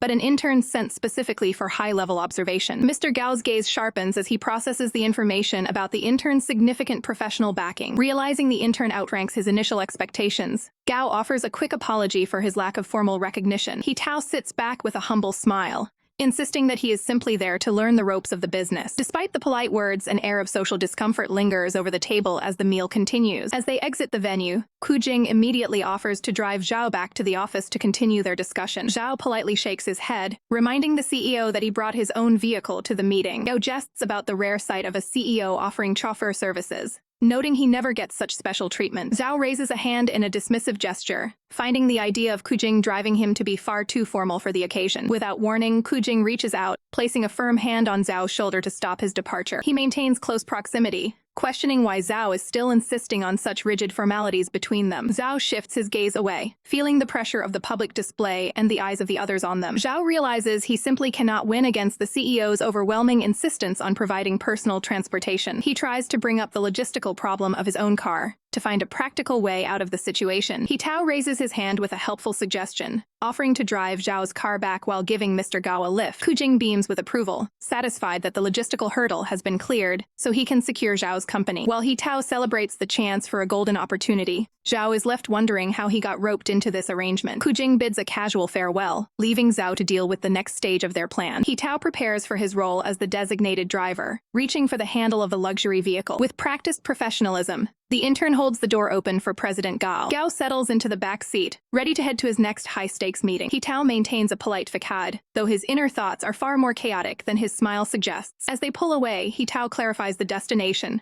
realizing they are headed to the exclusive Qi Ying Shi. The mention of the high-end facility sparks an immediate look of intrigue in the intern's eyes. Tao momentarily fantasizes about the power and wealth found within such elite circles. He casts a quick glance toward the rearview mirror, trying to gauge Gao's true intentions for the visit. Gao remains stoic and unreachable, his entire focus dedicated to the data on his smartphone. The intern attempts to break the ice by checking on the cabin temperature, but receives only silence in return. Upon arrival, the president exits the vehicle without a second glance, leaving Tao behind. Left alone, Tao's professional mask slips as he bites his lip in sheer frustration. He grips the steering wheel tight, cursing the missed opportunity to network with the elite. He recalls how Zhao's intervention earlier in the day completely derailed his career maneuvering. The intern's inner frustration boils over as he imagines himself lashing out at the situation. Eventually, Tao pulls back into the company parking garage to drop off the vehicle. He slams the car door shut, fuming over a day of wasted efforts and zero progress. Just as he's about to leave, a familiar car caught in the corner of his eye stops him cold. He narrows his eyes, recognizing the car as the one belonging to the powerful Qu Jing. Suddenly, the vehicle begins to rock, indicating a heated confrontation is happening inside. Tao gasps in disbelief, wondering what kind of intense drama is unfolding right under his nose. Inside the car, the air is thick with tension as Qu Jing corners Zhao in the confined space. Zhao's breath hitches as he finds himself trapped by Jing's overwhelming presence. He pushes back against Qu Jing's chest, trying to reclaim some of his personal space during the argument. Disheveled and out of breath, Zhao demands to know why Qu Jing expects total obedience. Qu Jing offers a sharp, challenging look, shifting the blame for the awkward situation back onto Zhao. Zhao looks away, his face flushed as he struggles to maintain his composure under the pressure. Qu Jing's eyes remain locked onto his target, refusing to let the smaller man escape the conversation. Zhao instinctively clutches at his collar, feeling exposed and vulnerable in the face of such raw intensity. Closing the distance even further, Qu Jing leans in to finalize his point. The alpha leans in close to catch a scent, a bold move that leaves Zhao completely frozen. Zhao's eyes widen as he realizes just how much he has underestimated Qu Jing's audacity. Internally, Zhao rants about the lack of professional boundaries, calling out the behavior as totally inappropriate. He worries that offending such an important client could lead to a massive disaster for his investigation. Qu Jing simply laughs it off, clearly enjoying the way he can keep Zhao off balance. Despite the bickering, a strange new dynamic has formed between the spy and his target. Zhao finds the situation incredibly irritating as he deals with the persistent alpha. Suddenly, his phone vibrates on the seat, cutting through the heavy atmosphere in the car. Zhao answers the call immediately, asking Xiao Qi what the urgent matter is. As Zhao focuses on the business report, he's unaware of the intense gaze Qu Jing is fixing on him. Zhao's expression hardens as he shifts back into his role as a strict, professional executive. He lets out a soft gasp when he feels a sudden, sharp distraction from his companion. Despite the proximity, Zhao forces himself to ignore Qu Jing's presence to focus on the task at hand. He clears his throat and tells his employee to continue the report without interruption. On the other end, Xiao Qi frantically explains that President Yong has shifted the blame for a lost client onto Zhao. Zhao remains remarkably composed, assuring his assistant that the situation is under control. His composure wavers for just a second as Qu Jing continues to test his professional boundaries. Qu Jing watches with a smirk, clearly entertained by Zhao's attempt to maintain a business-like demeanor. A junior employee tries to take the fall for the error, offering his resignation in a panic. Zhao instantly shuts down the idea, warning the employee that taking the blame doesn't make him a hero. Qu Jing leans in even closer, seemingly fascinated by Zhao's authoritative leadership style. Zhao sternly commands his team not to admit fault for a mistake they didn't commit. He points out that the real issue was a sloppy handover by President Yang himself. Without another word, Zhao ends the call, leaving his team stunned by his decisiveness. He turns back to Qu Jing, his eyes cold and ready to resume their confrontation. Qu Jing looks on with genuine admiration, struck by Zhao's fierce professional integrity. The alpha can't help but feel a surge of excitement after witnessing Zhao's impressive work mode. Later at the office, the staff stands in tense silence, waiting for their leader's return. Zhao finally strides through the office doors, looking every bit the high-powered executive. Xiao Qi greets him, but immediately notices that Zhao looks uncharacteristically worn out. Zhao dismisses the concern with a quick cough, trying to hide his exhaustion. Internally, he reflects on how draining it was to manage such a demanding personality earlier. Xiao Qi places a hand on his shoulder, reminding him that the big boss is waiting. Zhao gives a firm knock on the door, preparing himself for the inevitable fallout. He enters the room to find President Hai waiting with a grim expression on his face. Zhao asks the president directly why he was summoned so urgently. President Hai drops the hammer, accusing Zhao of losing a massive order due to a system error. Xiao Qi tries to interject,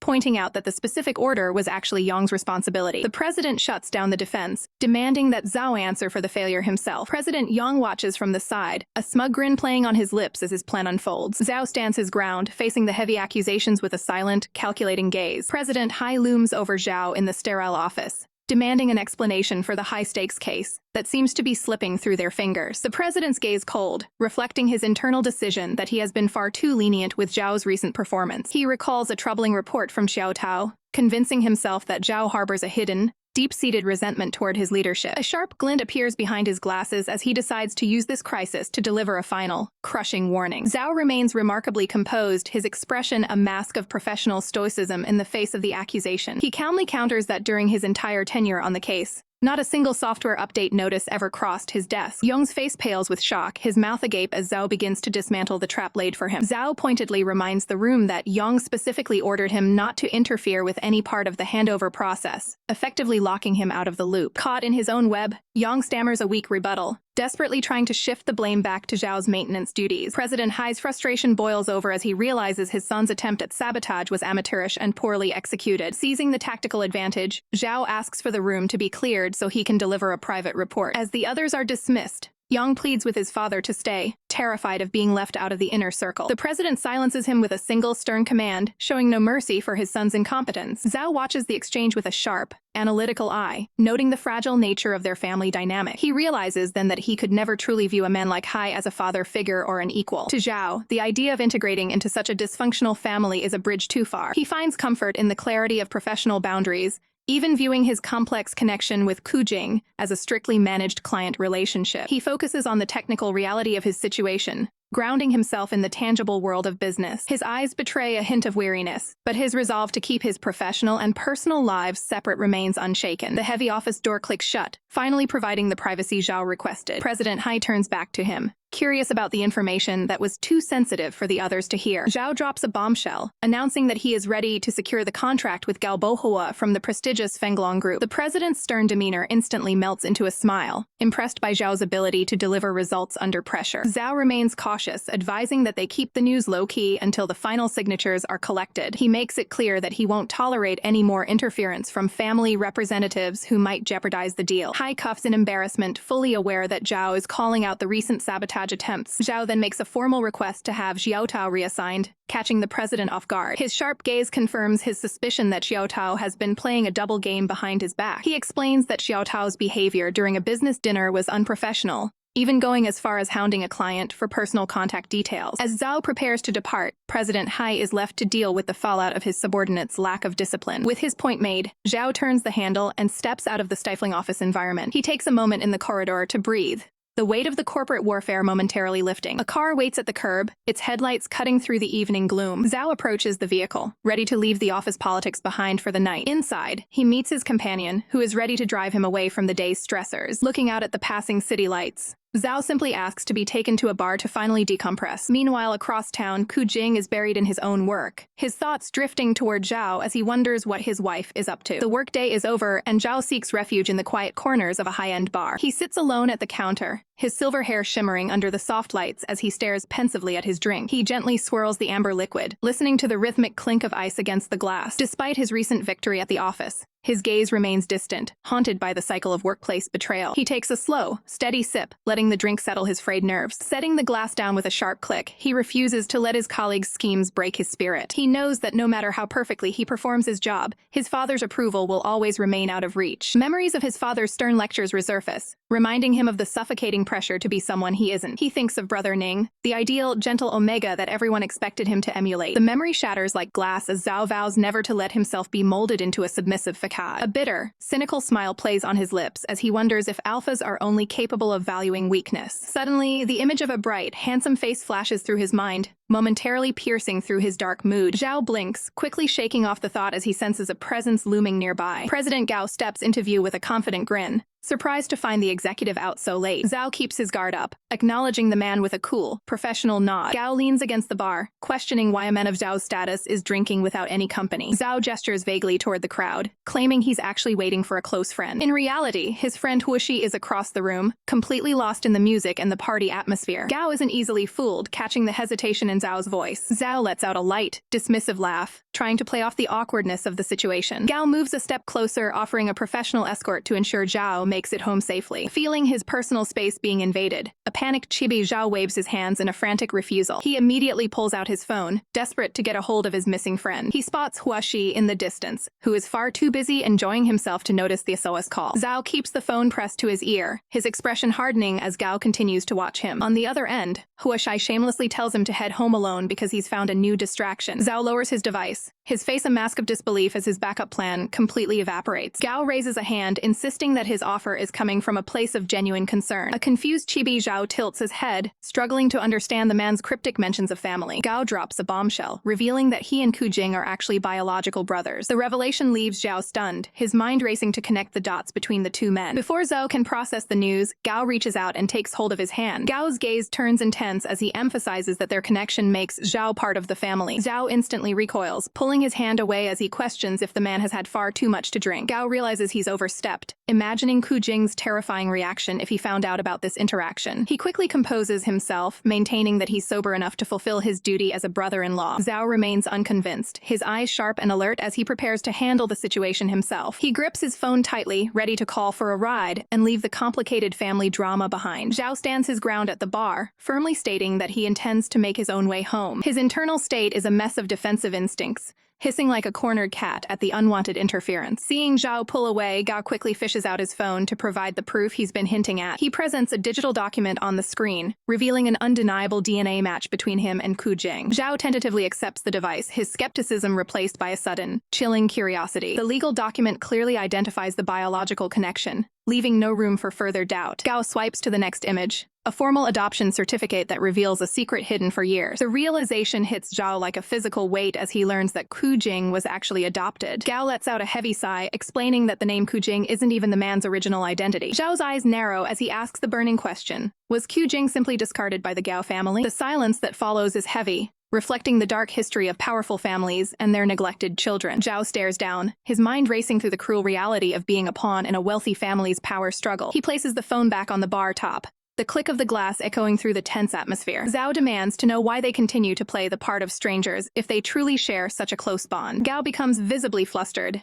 explaining that the adoption took place before he was even born. In an instant, Zhao's internal fire is extinguished as he realizes his anger was directed at the wrong person. He raises a hand to his head, feeling a wave of regret for his harsh judgment of Gao's intentions. Zhao offers a sincere apology, recognizing that his professional boundaries were clouded by personal assumptions. Gao smiles warmly, expressing his gratitude for Zhao's role in finally bridging the gap between the estranged brothers. Despite the clarification, Zhao feels completely overwhelmed by the complex web of family politics he stumbled into. Needing some space to process, Zhao excuses himself to handle an urgent matter. Once outside, Zhao reiterates that he is perfectly capable of handling himself in the city at night. He is suddenly interrupted by the vibration of his phone, catching him completely off guard. The caller ID flashes with a name he didn't expect to see on his screen at this hour. Zhao answers the call with formal precision, addressing the man on the other end as President Qu. The voice on the line immediately challenges him, asking why he isn't using a more personal title. Zhao glances back toward Gao, feeling the pressure of being caught between two powerful figures. A low chuckle comes through the receiver as Qu Jing reveals he's been listening to the entire conversation, safely tucked away in his own space. Qu Jing teases Zhao about how quickly they've grown fond of each other. Zhao pleads with him to stop the constant surveillance, feeling the weight of the alpha's protective gaze. He clutches the phone tightly, his resolve wavering under the intensity of the conversation. Yielding to the request, Zhao softly acknowledges him with the specific title he asked for. He then explains the current predicament, noting that Gao is still trailing behind him. Qu Jing stands by the window of his office, his focus shifting entirely to Zhao's current location. His expression hardens as he processes the fact that Zhao is still at the bar. Without a second thought, Qu Jing adjusts his attire and declares that he is coming to collect him immediately. Gao checks the GPS on his phone to confirm their current location. Noticing the device, Gao curiously asks his sister-in-law who the phone belongs to. Zhao dismisses the question immediately, stating it's none of his business. Exhausted from the tension, Zhao takes a seat on a nearby bench to catch his breath. Gao refuses to give him space and plops down right next to him. Zhao turns to him, demanding to know what he actually wants this time. Gao claims he just wants to strengthen their family bonds,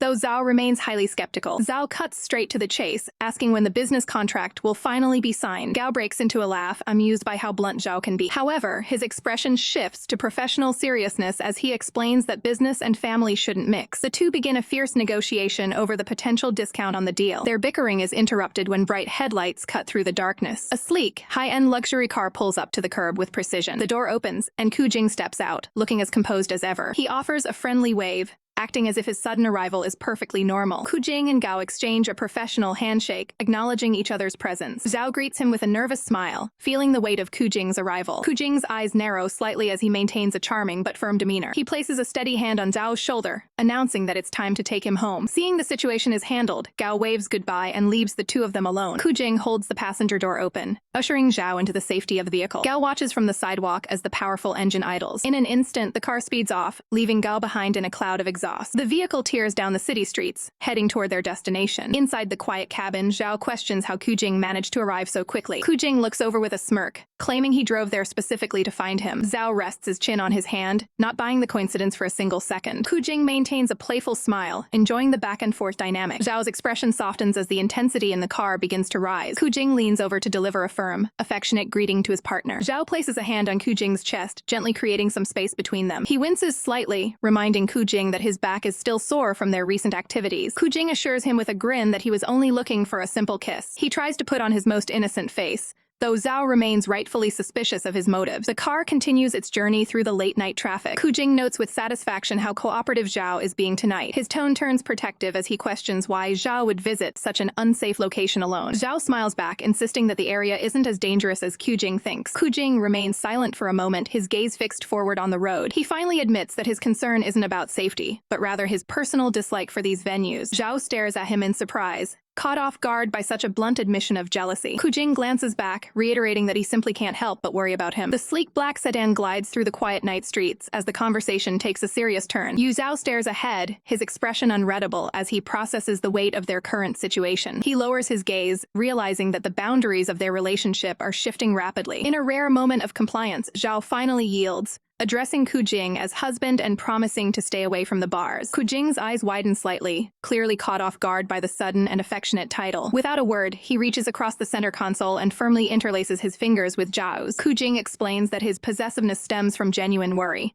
unable to bear the thought of Zhao in a dangerous environment. He offers a warm, reassuring smile, vowing that he will also keep his distance from such places out of respect for their bond. Tightening his grip, Qu Jing reminds him that their status as a married couple is no longer just a formality. A playful aura surrounds them as they lean into the cozy, domestic rhythm of their burgeoning partnership. Zhao lets out a soft laugh, admitting that he isn't the type to take their commitment lightly either. The car continues its steady journey, the engine humming softly against the backdrop of the city lights. Zhao's gaze turns wistful as he contemplates the unfamiliar territory of a dedicated marriage. Looking out at the passing scenery, he wonders if his future with Qu Jing will be plagued by the same infidelities he saw in his father's life. He watches Qu Jing's hand on the gearshift, marveling at the sense of stability the man provides. They pass through the glowing commercial district, the ride remaining impeccably smooth under Qu Jing's careful driving. The comfort of the luxury interior begins to take its toll, making Zhao's eyelids feel heavy with exhaustion. He studies Qu Jing's profile, noting the natural, trustworthy aura that seems to define his entire personality. Zhao realizes that this innate charm is likely the secret behind Qu Jing's success as a self-made founder. Inside his head, a tiny devil encourages him to nap, while a tiny angel insists he stay awake to be a polite passenger. The internal debate ends abruptly when he reminds himself that, despite their intimacy, Qu Jing is still technically an important client. Zhao rubs his temples to clear the fog of sleep and decides to strike up a conversation about Qu Jing's career. Qu Jing flashes a confident grin, claiming that alphas like him are simply biologically wired to take charge. He continues his thought, mentioning how traditional roles often dictate that omegas prioritize family above all else. Zhao's expression suddenly freezes, his eyes reflecting a deep-seated discomfort with these rigid societal expectations. Sensing the sudden chill in the air, Qu Jing turns to him and asks if he disagrees with that perspective. Zhao masks his true feelings with a polite, hollow smile, claiming that Qu Jing's logic makes perfect sense. Qu Jing lingers on Zhao's face, searching for the reason behind the sudden shift in mood. He asks point-blank if Zhao feels like he is being looked down upon because of his secondary gender. Zhao quickly shakes his head, insisting that he isn't taking offense to the generalization. Qu Jing clarifies his stance, explaining that while many alphas are arrogant, he recognizes that Zhao has the drive to be a leader. He offers a supportive smile, promising to stand behind Zhao if he ever chooses to run his own empire. Zhao stares at him in silence, clearly touched by Qu Jing's unexpected validation of his professional work. The silence stretches on until Qu Jing becomes visibly anxious, fearing he's made a massive social blunder. Zhao finally speaks up, asking if Qu Jing truly expects an omega spouse to stay home solely for childbearing. Qu Jing looks completely bewildered, missing the metaphorical point entirely by stating that hospitals are for giving birth, not homes. The car comes to a sudden screeching halt as the weight of the conversation finally hits home. Qu Jing pauses to process the situation, his mind racing as he tries to think through the implications of Zhao's words. He looks over at Zhao, seeking confirmation on whether the omega truly desires to become a full-time homemaker. Zhao meets his gaze with surprising honesty,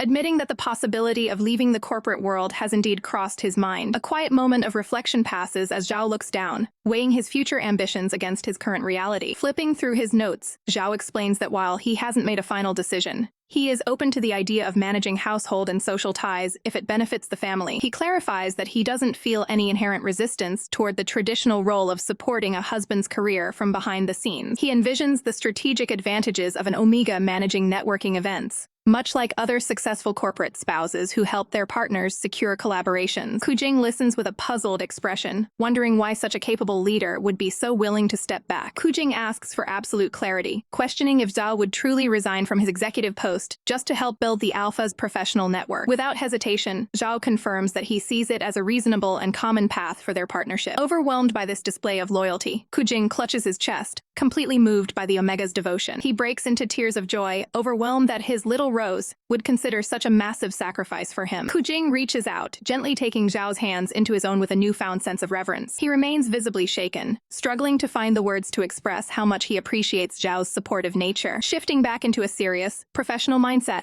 Qu Jing's expression hardens with a sense of protective duty. He looks Zhao in the eye, firmly stating that he would never require him to sacrifice his hard-earned career for domestic duties. Zhao is momentarily stunned, caught off guard by the Alpha's insistence on protecting his professional standing. Looking away, Zhao admits that his current position at the Yu Corporation has become stagnant and lacks personal meaning. Sensing an opportunity, Qu Jing grips Zhao's hand tighter and proposes that he transition over to his own firm, Jing Men. Zhao instinctively pulls his hand back, skeptical about what specific role he could possibly fill in Qu Jing's company. Qu Jing concedes that the current company structure doesn't have a suitable opening for someone of Zhao's high caliber just yet. Maintaining a professional boundary, Zhao politely declines the offer, stating he is fine remaining at his current post for now. Qu Jing falls into a deep silence, mentally auditing his company's organizational chart to find a position worthy of Zhao's skills. He is determined to utilize Zhao's expertise properly, rather than just placing him in a decorative, symbolic role. The scene shifts to the following morning, where a quiet breakfast is laid out to start the day. During the meal, Zhao's father casually brings up a staff member in the finance department to test Zhao's reaction. Zhao sees right through the act, realizing his father is pretending not to know the very person Zhao recently reported on. He provides the name Xia Tao, confirming the identity of the individual currently under investigation. While continuing to eat, Zhao listens carefully to see how the corporate hierarchy will deal with the internal threat. With a cold sip of tea, his father decides to terminate the employee, citing a lack of suitability for the firm's long-term goals. Zhao feels a sense of quiet satisfaction, knowing that the fox spirit causing trouble in the department is finally being removed.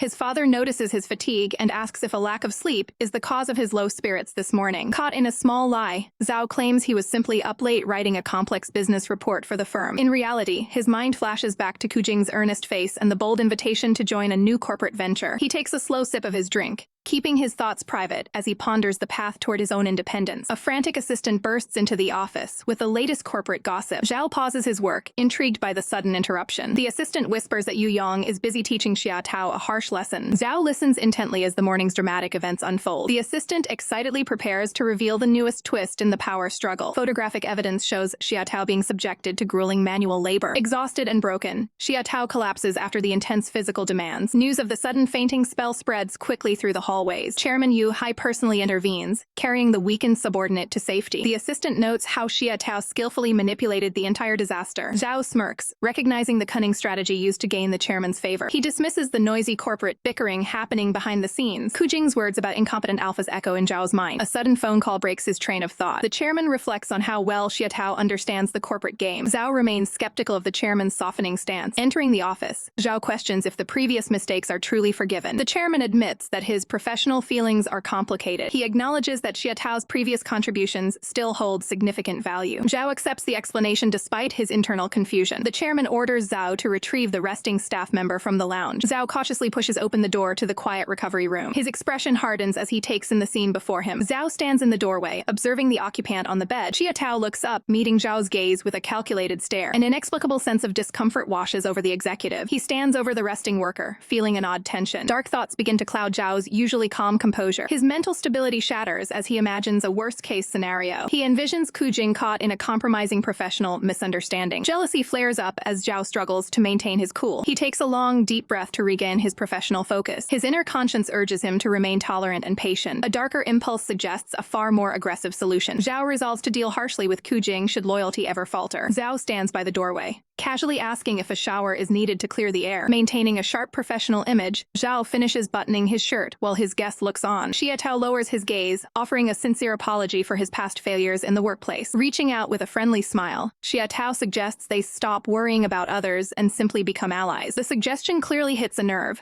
as Zhao's inner thoughts start to bubble with irritation. Zhao rises to his feet, ignoring the bait as Xia Tao asks if he's really going to let a rival steal his business deals. Unfazed by the attempt to stir up drama, Zhao remains completely uninterested in petty revenge. Xia Tao continues to push, insisting that Zhao should give the thief a taste of their own medicine. A firm hand grips the door handle, signaling that this unproductive conversation is over. Zhao steps out, coldly reminding Xia Tao that his own professional results speak far louder than any rivals. With a final dismissive glance, Zhao orders his subordinate to stop being lazy and get back to his assigned post. Back at his desk, a sharp knock echoes through the office, prompting Zhao to grant entry. An employee named Dai Wei cautiously enters the room to address his superior. Looking visibly stressed, the man nervously inquires about the possibility of a salary increase or a bonus advance. Zhao narrows his eyes, demanding to know why the man is suddenly so desperate for extra cash. Dai Wei frantically waves his hands, swearing he has no bad habits and only needs money for family gifts. Zhao studies the man's expression, searching for any sign of a lie in his desperate explanation. Sitting back with an air of authority,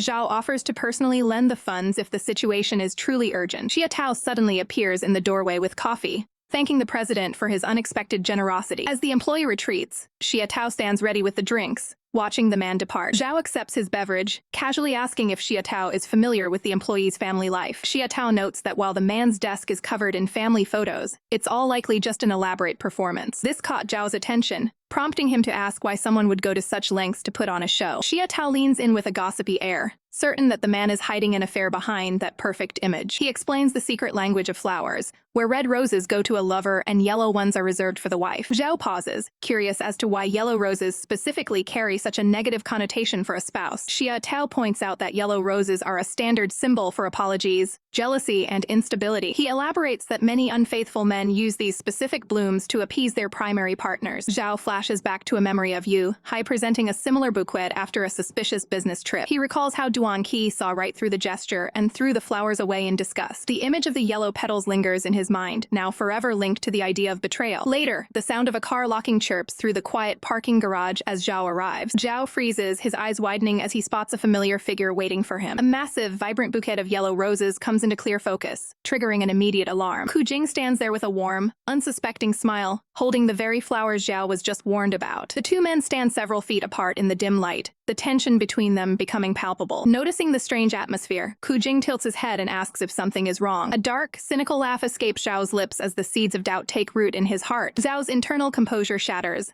as his subconscious screams for a violent end to this perceived betrayal. We flash back to a few hours earlier, seeing a cheerful Qu Jing envisioning the perfect gift to brighten his partner's day. He steps into a local florist, greeted by the vibrant colors and fragrant scent of fresh blooms. With a gentle, optimistic smile, he confirms to the shopkeeper that he is looking for roses. The florist presents a stunning arrangement of red roses, noting that they are particularly beautiful today. Qu Jing pauses, placing a hand to his chin as he carefully considers if the standard red is the right choice. He envisions Yu Zhao's refined and elegant presence, seeking a color that feels as fresh and unique as he is. Back in the present, Yu Zhao stares at the gifted yellow bouquet with a hollow, haunted expression. An ominous shadow looms over Zhao as Qu Jing remains blissfully unaware that his gesture has triggered a deep-seated paranoia. Sensing the sudden, heavy shift in the air, Qu Jing asks with genuine concern if someone has upset him. Zhao remains silent for a long moment, his lips pressed thin as he fights to suppress his internal turmoil. Forcing a fragile composure, Zhao finally accepts the flowers and questions why Qu Jing appeared so suddenly at his workplace. Qu Jing offers a warm, affectionate gaze, stating he simply couldn't wait to see his fiancée. The atmosphere ignites with internal tension as Zhao's trauma-induced suspicion flares,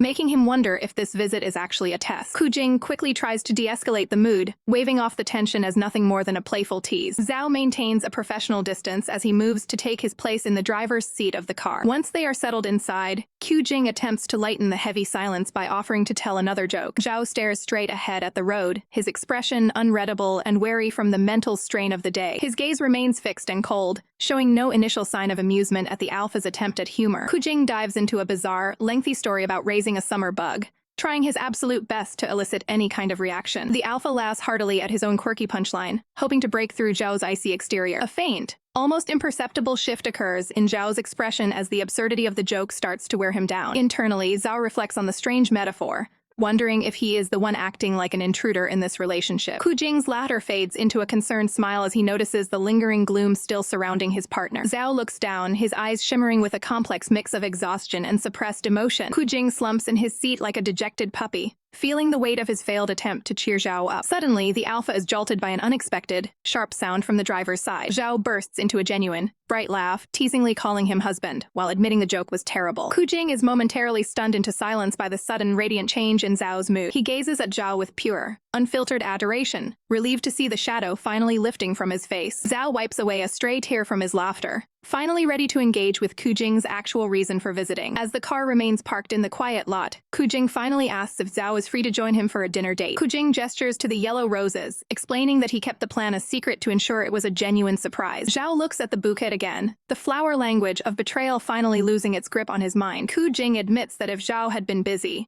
he would have just eaten alone rather than being a burden. Zhao looks at him with a softer, more thoughtful expression, realizing the humble sincerity behind the gesture. Qu Jing reaffirms his only goal is to see Zhao happy, prioritizing his partner's comfort over his own plans. A small, sincere smile finally touches Zhao's lips, signaling a total ceasefire with his inner demons. He concludes that perhaps these little surprises aren't so bad after all, choosing to trust the man beside him. The evening glow settles over a meticulously arranged dinner table, setting the stage for a night of long overdue honesty. Zhao raises his glass, his expression softening as he offers a sincere thanks for the unexpected gesture. Qu Jing meets his gaze with a warm smile, admitting his only goal was to see Zhao happy after noticing his recent distress. A flicker of hesitation crosses Zhao's face as he tries to maintain his professional composure, insisting that work has been going perfectly well. Qu Jing offers a reassuring nod, expressing his unwavering confidence in Zhao's ability to overcome any obstacle in his path. The air between them grows heavy with unspoken thoughts as they sit amidst the flickering candlelight. Zhao looks down, his eyes reflecting a deep-seated uncertainty that even his success can't mask. He gently swirls the crimson liquid in his glass before finally asking Qu Jing what he truly thinks of his career. The question catches Qu Jing off guard, forcing him to pause and consider the weight of his response. He leans in, making it clear that he will support Zhao regardless of whether he chooses to climb the corporate ladder or become a full-time homemaker. Qu Jing reflects on his past assumptions, realizing now that Zhao should never feel pressured to sacrifice his personal ambitions for anyone else's sake. Zhao listens in silence, his features illuminated by a new sense of clarity. With a heavy heart, he confesses the staggering truth.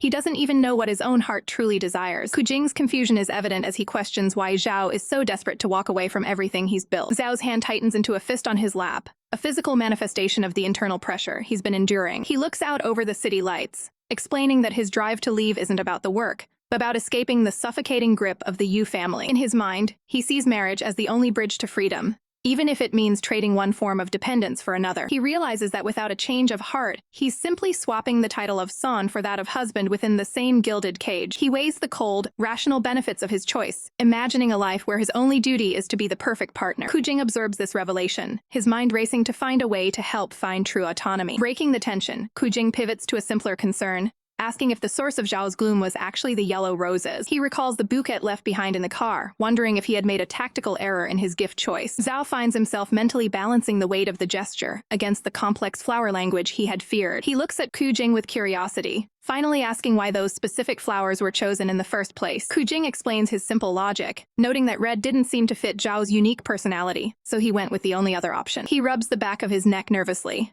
worried that his attempt at being thoughtful had backfired completely. A small, genuine smile begins to form on Zhao's lips as the misunderstanding dissolves. He realizes with a wave of relief that there was no hidden malice, only Qu Jing's straightforward and quirky nature at work. Across the table, Qu Jing waits with bated breath for Zhao's final verdict on the floral fiasco. Zhao clears the air, confirming that he has no personal vendetta against the color yellow. However, he requests with a slight blush that Qu Jing perhaps steer clear of yellow roses for their future outings. Qu Jing beams with a wide, triumphant grin, relieved to finally be on the same page. He celebrates this small victory, feeling closer to understanding the man sitting across from him. 2 weeks pass, and the sun shines brightly over the city as a new chapter begins. Zhao steps out of the building, looking every bit the poised professional, only to be stopped in his tracks. There stands Qu Jing holding a massive, pristine bouquet of white flowers that radiate sincerity. Stunned by the sight, Zhao can barely find the words to ask what prompted this grand arrival. Qu Jing greets him with a joyful expression, explaining that he's taking advantage of his day off to be there. He reveals his true intention. He wants to accompany Zhao to visit his parents' final resting place. Zhao's eyes widen in pure shock, deeply moved by Jing's desire to honor his past. With a gentle and supportive gaze, Qu Jing asks if he might join him,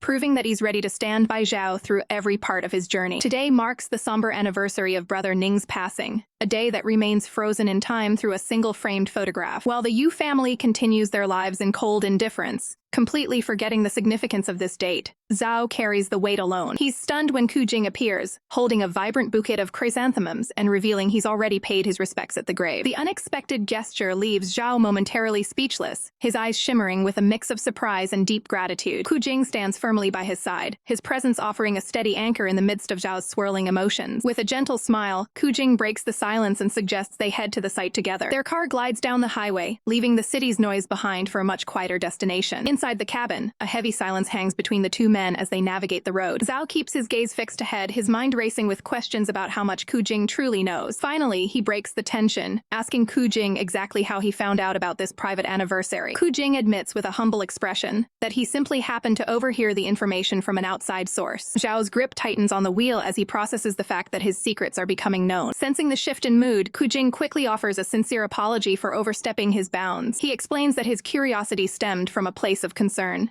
noticing that Zhao had never once introduced him to his family. To Qu Jing, Zhao has always felt like a delicate rose preserved behind glass, perfectly visible, yet emotionally unreachable. Zhao looks away, the metaphor striking a painful chord within his heart. He recalls how Qu Jing had already taken the massive step of introducing him to his own parents, a gesture of trust he hasn't yet returned. Looking stressed, Zhao tries to explain that he's just been overwhelmed with work lately, though it feels like a hollow excuse. Qu Jing offers a reassuring look, insisting that simply having Zhao by his side is more than enough. Despite the comfort, Zhao can't help but feel a mounting sense of guilt for keeping his partner at arm's length. They eventually arrive at the cemetery gates, stepping out into the hushed, solemn atmosphere. The grounds are overgrown and weathered, showing clear signs of neglect over the passing years. As they walk through the desolate rows, the stark reality of the surroundings weighs heavily on them. Zhao admits that back then, he was so financially strained that he couldn't afford a more prestigious final resting place. Qu Jing listens in silence, his heart breaking for the version of Zhao Zhao that had to struggle alone. Staring at the grave, Zhao reflects on the hard choice he had to make just to survive. He remembers being a helpless 15-year-old, forced to beg Yu Hai for the funds to even hold a funeral. In those days, the funeral was kept as simple as possible just to save face for the family, leaving a young Zhao to mourn in isolation. He reaches out, his fingers trembling as they graze the cold stone of his father's memorial. Standing before the grave in the present, Zhao finds himself finally confronting the ghosts of his past. Qu Jing steps forward and makes a solemn vow to the memory of Zhao's father,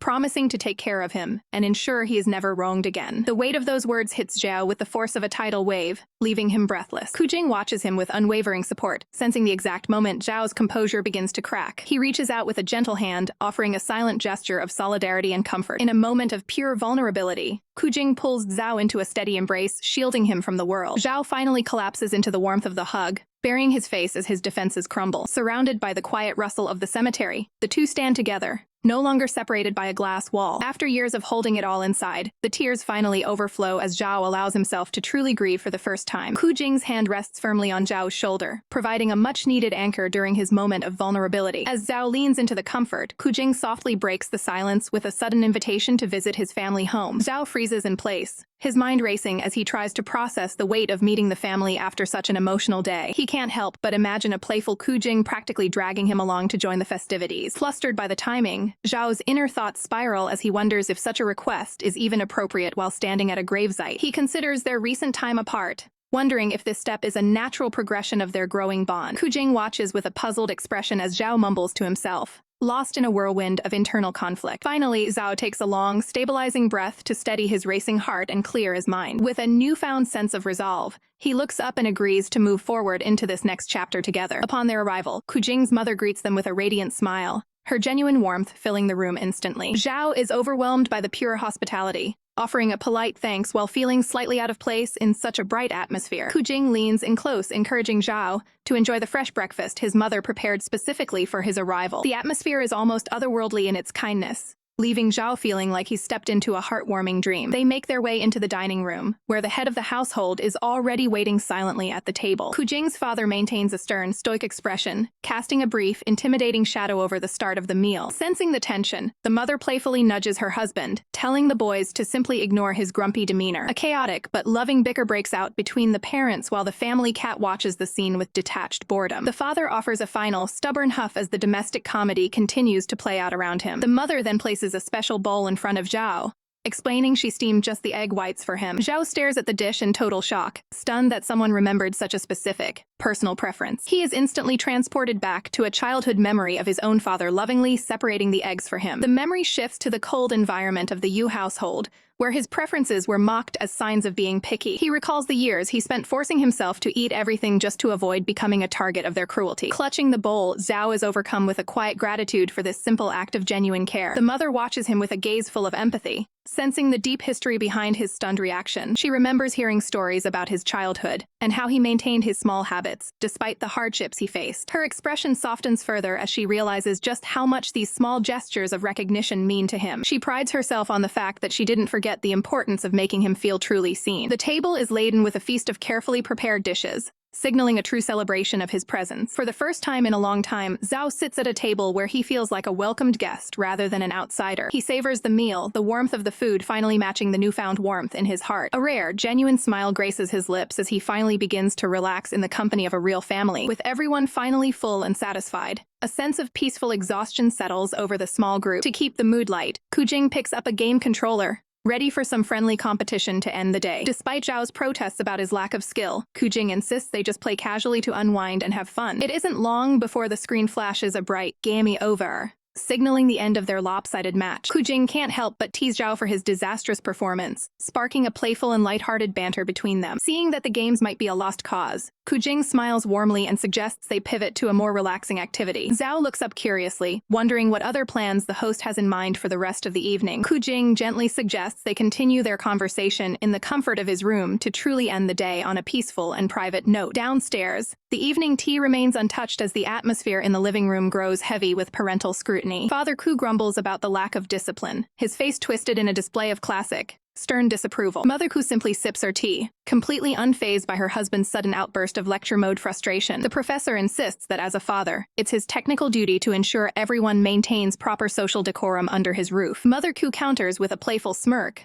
suggesting that their son is finally finding a deep, meaningful connection that transcends simple rules. Before he can complain any further, she effectively silences his grumbling by stuffing a piece of fruit into his mouth to keep him busy. Upstairs, the hallway is quiet, with only a sliver of light escaping from beneath the bedroom door as the night deepens. Inside, the two men are finally finding a moment of quiet respite after the long, emotional drain of the day's events. Zhao looks away, his face flushing slightly from the sheer intensity of the shared silence between them. They lean in close, the proximity between them highlighting the profound trust they've built over these difficult months. Qu Jing reaches out, his fingers brushing against Zhao's skin in a gesture of quiet, supportive reassurance. He pauses, noticing a small mole on Zhao's shoulder that he had never seen before during their strictly professional hours. A soft, genuine smile plays on Qu Jing's lips as he focuses entirely on his partner's comfort and well-being. Zhao stares back, his eyes searching for the sincerity behind Qu Jing's sudden, uncharacteristic gentleness. The physical contact remains steady, grounding Zhao in a new reality where he is finally truly accepted. Qu Jing leans in to whisper a question about Zhao's past, curious about the experiences that shaped him. Zhao closes his eyes, finally feeling safe enough to let go of the heavy emotional burdens he's been carrying. In a moment of pure comfort, Qu Jing leans against him, offering the kind of physical warmth Zhao has lacked for years. Looking up, Zhao wonders if he's ever experienced a bond quite as genuine and honest as this one. Qu Jing remains by his side, his presence acting as a constant shield against the outside world's harsh expectations. They recall their rocky start, laughing at the memory of cold professional barriers that have since completely melted away. A small, honest smile tugs at the corner of Zhao's mouth as he admits he's actually feeling quite happy for once. Overwhelmed by the sentiment, Zhao buries his face into the soft bedding to hide his growing vulnerability from view. Qu Jing watches him with an eye full of unspoken promises and deeply protective instincts. The air between them is thick with a mutual understanding that simple words could never fully capture. They share a quiet, close embrace, sealing their commitment to support one another through the long healing process. Even the family cat has drifted off into a deep, peaceful sleep, mirroring the newfound tranquility found within the home. Meanwhile, Father Ku is still pacing back and forth downstairs, unable to settle his nerves about the situation. He eventually marches toward the stairs, determined to check on the pair despite his wise protests. He declares that he needs to remind them of the late hour and the importance of a proper recovery schedule. Mother Ku watches him go with a look of pure skepticism,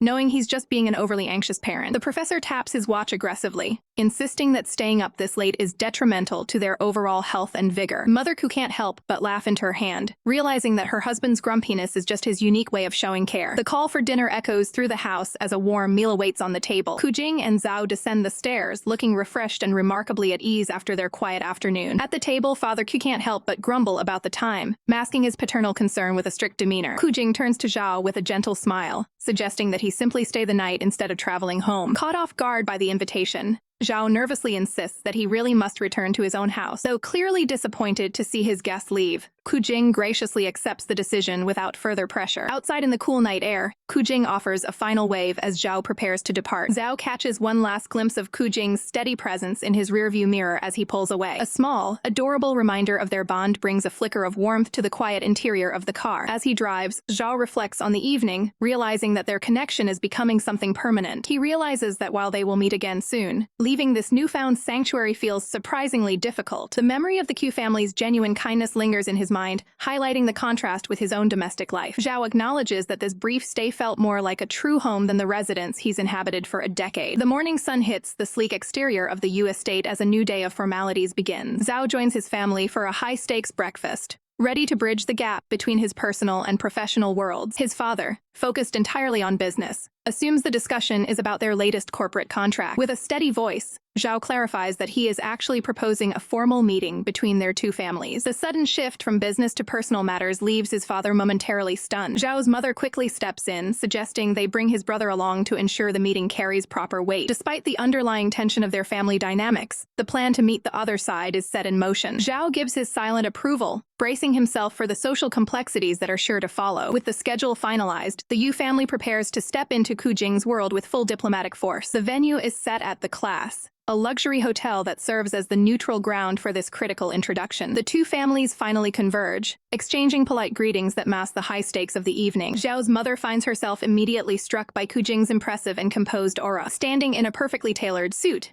Qu Jing radiates the confidence of a top-tier professional. He greets Zhao's parents with the utmost respect, maintaining a polished and welcoming demeanor. Even in the midst of the formalities, the Yu family can't help but marvel at the caliber of the man Zhao has brought home. Qu Jing introduces himself with a level of poise that commands the entire room's attention. Zhao's father offers a rare nod of approval, acknowledging that Qu Jing's reputation precedes him. The focus then shifts to Zhao's brother, Yang Er, as the father attempts to integrate him into the conversation. However, Yang Er greets the mention of family with a visible scowl, clearly unhappy with the proceedings. An awkward silence blankets the table as the contrast between the two families becomes undeniable. Attempting to save face, Zhao's father introduces his youngest son while trying to smooth over the tension. He laughs off the boy's rudeness as mere immaturity, though the Qu parents remain stoically observant. As the dinner begins, a symbolic divide remains between the two groups, leaving Zhao wondering if this dinner can end peacefully. The atmosphere at the dinner table is suffocating as the Yu family members exchange weary, judgmental glances. Father Yu scoffs with visible irritation, clearly losing patience with the slow pace of the formal introductions. Zhao remains quiet and still, his expression unreadable as he absorbs his father's growing hostility. Sensing the rising tension, Mother Yu leans in to whisper a sharp rebuke to her husband, urging him to maintain a shred of decorum. She continues her quiet lecture, reminding him that the priority is securing their son's future without a scene. Waitstaff move with practiced efficiency around the massive circular table, ensuring the guests are attended to with professional care. Steaming tea is poured with meticulous precision, a small but vital ritual in this high-stakes family merger. Qu Jing takes the lead, gracefully offering a freshly poured cup to Zhao's father with a polite, measured smile. Yang Er watches the display with a smug grin, feeling a sense of unearned importance as he prepares to be served. With a calm and steady gaze, Qu Jing assures the table that everyone will be properly looked after in due time. Yang Er looks momentarily stunned, his smirk faltering as Qu Jing effortlessly commands the social dynamics of the room. The two brothers exchange a brief, loaded look as the tea service continues under Qu Jing's watchful eye. Despite the underlying friction, the group settles into a temporary, fragile truce as the drinks are finally distributed. Mother Yu maintains her pleasant facade, though her eyes betray a hint of deep discomfort with her family's transparent behavior. She turns her attention back to the table, pointedly noting how Zhao has finally found someone stable to settle down with. Zhao looks down at the table, his mind likely drifting to the exhausting nights he spent working and entertaining in the past. Mother Yu continues to smile, skillfully steering the conversation away from any potential outbursts. The tension between the two mothers becomes palpable as they trade subtle, barbed comments under the guise of polite interest. A close-up reveals Mother Yu's firm, unwavering expression as she prepares to transition the talk towards serious legal matters. Zhao's gaze is heavy with a mix of exhaustion and thought, feeling the crushing weight of family expectations. Mother Yu offers a sympathetic look, attempting to bridge the massive gap between their two very different worlds. Zhao's features soften ever so slightly as he listens to her calculated words of support. He remains intensely focused, knowing that every syllable uttered at this table carries significant weight for his future. Father Yu signals for the main course to be brought out, hoping the arrival of food will mask the awkwardness. The table is soon laden with a variety of gourmet dishes, marking the official start of the high-stakes banquet. Mother Yu brings up the logistical details, questioning how a wedding between their families should be formally arranged. Yang Er listens with predatory intensity, his mind racing with ways to turn the proceedings to his advantage. Mother Yu suggests that formal legal agreements might not even be necessary given their unique circumstances. Father Yu looks up in genuine surprise at the suggestion to forego standard legal protections for the union. She elaborates further, suggesting they skip both the traditional bride price and any prenuptial agreements entirely. The suggestion sends a visible shockwave through Zhao, who looks stunned by the sudden lack of financial security. Yang Er gives a subtle, satisfied thumbs up, clearly pleased with a plan that seems to favor their side of the table. Zhao remains frozen in place, realizing the incredibly precarious position this proposal puts him in. Suddenly, Qu Jing reaches out and firmly grasps Zhao's hand under the table, offering a silent anchor of support. With a confident, unwavering smile, Qu Jing agrees to the terms on the spot, shocking everyone present. The Yu family members are left speechless, reeling from Qu Jing's bold and completely unexpected decision. Qu Jing and Zhao share a silent, powerful moment of connection as they present a united front against the table. Mother Yu stammers, her composure finally breaking as she is caught off guard by Qu Jing's resolve. The Yu parents exchange a frantic glance, realizing they have vastly underestimated the man sitting across from them. Qu Jing's expression remains professionally calm, projecting an aura of absolute, unshakable confidence. Sensing the shift in power, Mother Yu tries to backtrack and add new conditions to the deal. Qu Jing's eyes narrow slightly, immediately catching the blatant contradiction in her latest statement. He stands his ground with a commanding presence, demanding a final decision rather than more endless, petty negotiations. Mother Yu is left visibly shaken, unable to find a response to Qu Jing's total dominance of the conversation. Qu Jing remains perfectly composed, his sharp gaze fixed on his future father-in-law as he demands a final answer. Mother Yu's composure completely evaporates, her face paling as she realizes her plan has backfired. Turning his attention directly to the patriarch, Qu Jing presses for a definitive confirmation of the terms. His eyes burn with an intensity that leaves no room for further negotiation or stalling. Sensing he's been outmatched, Father Yu manages a strained smile and concedes that the arrangement is acceptable. Qu Jing offers a polite, calculated smile in return, officially addressing the man as his father-in-law. Father Yu attempts to smooth over the tension by patting his wife's shoulder. Though she looks like she's seen a ghost, she forces a hollow grin, masking the utter defeat of her financial schemes. Seeking to solidify the new hierarchy, Father Yu commands Yang to show Qu Jing the respect due to an older brother. While Yang fumes in silent indignation, Qu Jing enjoys the moment of absolute triumph. Zhao watches the scene unfold in a daze, barely able to process how quickly his life is being rewritten. Behind the scenes, the rest of the family boils with frustration, their petty grievances rendered powerless by the merger. Zhao's hands tremble slightly as he grips his lap, the weight of the situation finally sinking in. Sensing his partner's unease, Qu Jing maintains his radiant and protective aura. Zhao looks up, startled by the sudden, intimate shift in Qu Jing's tone. Qu Jing leans in close, his presence providing a protective shield against the judgmental eyes at the table. Zhao's eyes widen as the reality of their new bond is whispered directly to him. With a gentle but firm look, Qu Jing reaffirms that from this moment on, they are officially bound together. A wave of complicated emotions washes over Zhao as he looks at the man who just secured his future. The Yu parents can only watch in stunned silence as the dynamic of the room shifts entirely toward the young couple. Qu Jing seizes the momentum, boldly declaring that they will register their marriage the very next day. The sheer speed of the timeline leaves Zhao breathless and searching for words. Mother Yu tries to regain some control by insisting they need a properly vetted date for such an event. Qu Jing instantly shuts her down by presenting his phone,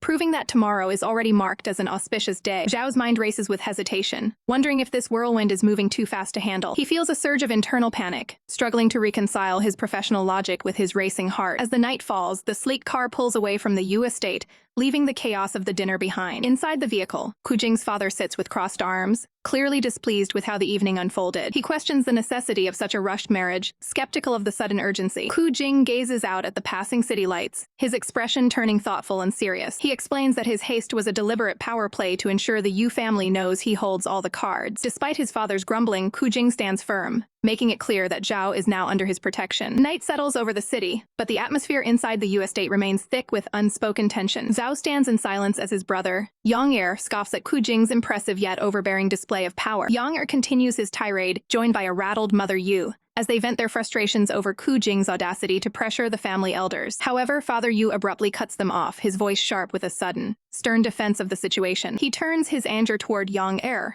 making it clear that he will not tolerate any dissent regarding a marriage that benefits the entire family's standing. Silenced by the patriarch's outburst, Yang can only offer a resentful glare, his protests completely shut down. Suddenly shifting his tone, Father Yu puts on a warm, celebratory smile and waves Zhao over to join him. He insists that this union is a milestone worth honoring and invites Zhao to share a few professional toasts with him. The sound of liquid hitting the glass echoes through the room as Father Yu pours a drink, attempting to create a facade of fatherly bonding. Sitting across from his son, the patriarch reflects on how quickly Zhao has grown, acting as though he is truly moved by the upcoming change in their family structure. Zhao gazes into his glass with a hollow expression, while his father urges him to look forward to a better life than the one he's known. Despite the kind words, Zhao's eyes betray a deep sense of unease and inner turmoil. To Zhao, his father's true nature manifests as a suffocating, dark presence, twisting the moment into something he finds utterly repulsive. A cold shiver runs through him as his father reaches out, placing a firm, controlling hand on his arm. The elder Yu asks point-blank if Zhao harbors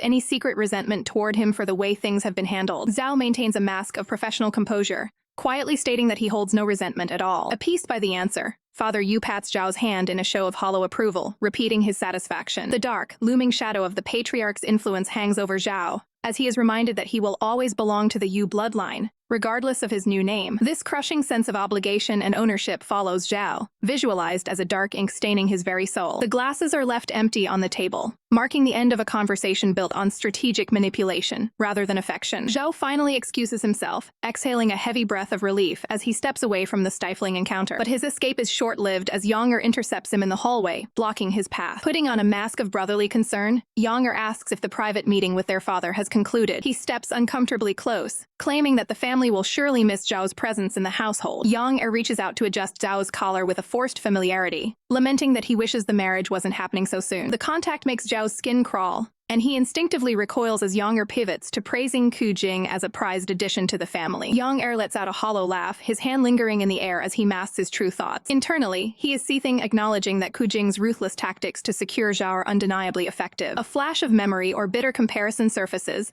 as Yang thinks back to the complicated history of Zhao's biological father and the current patriarch. The image of their fractured family history shatters in his mind, replaced by the reality of Zhao's impending departure to a higher status. Yang is consumed by a burning envy, questioning why everything seems to fall into place so easily for his brother. He stares at Zhao, wondering if he truly deserves the protection and happiness Qu Jing is offering him. Sensing the intense malice behind his brother's gaze, Zhao offers one last look of confusion before moving on. He walks away, noting to himself how exceptionally strange everyone is acting on the eve of his registration. Suddenly, his phone vibrates with a notification, cutting through the heavy mood of the evening. It's a simple "good night" message from Qu Jing, accompanied by a playful sticker that immediately softens Zhao's expression. Across the city, Qu Jing is winding down from the day's high-stakes negotiations, drying his hair while checking his messages. He sends a rose sticker back to Zhao, maintaining their connection even while they are apart. A genuine, triumphant smile crosses Qu Jing's face as he finally relaxes, knowing his plan to protect Zhao is perfectly on track. Zhao walks through the office with a stack of documents, sternly telling a whispering subordinate to lower their voice. Nearby staff continue to gossip in hushed tones, their eyes following the executive as he passes. One employee quickly shushes their colleague as Zhao's presence demands immediate silence in the hallway. Zhao glances back at the group,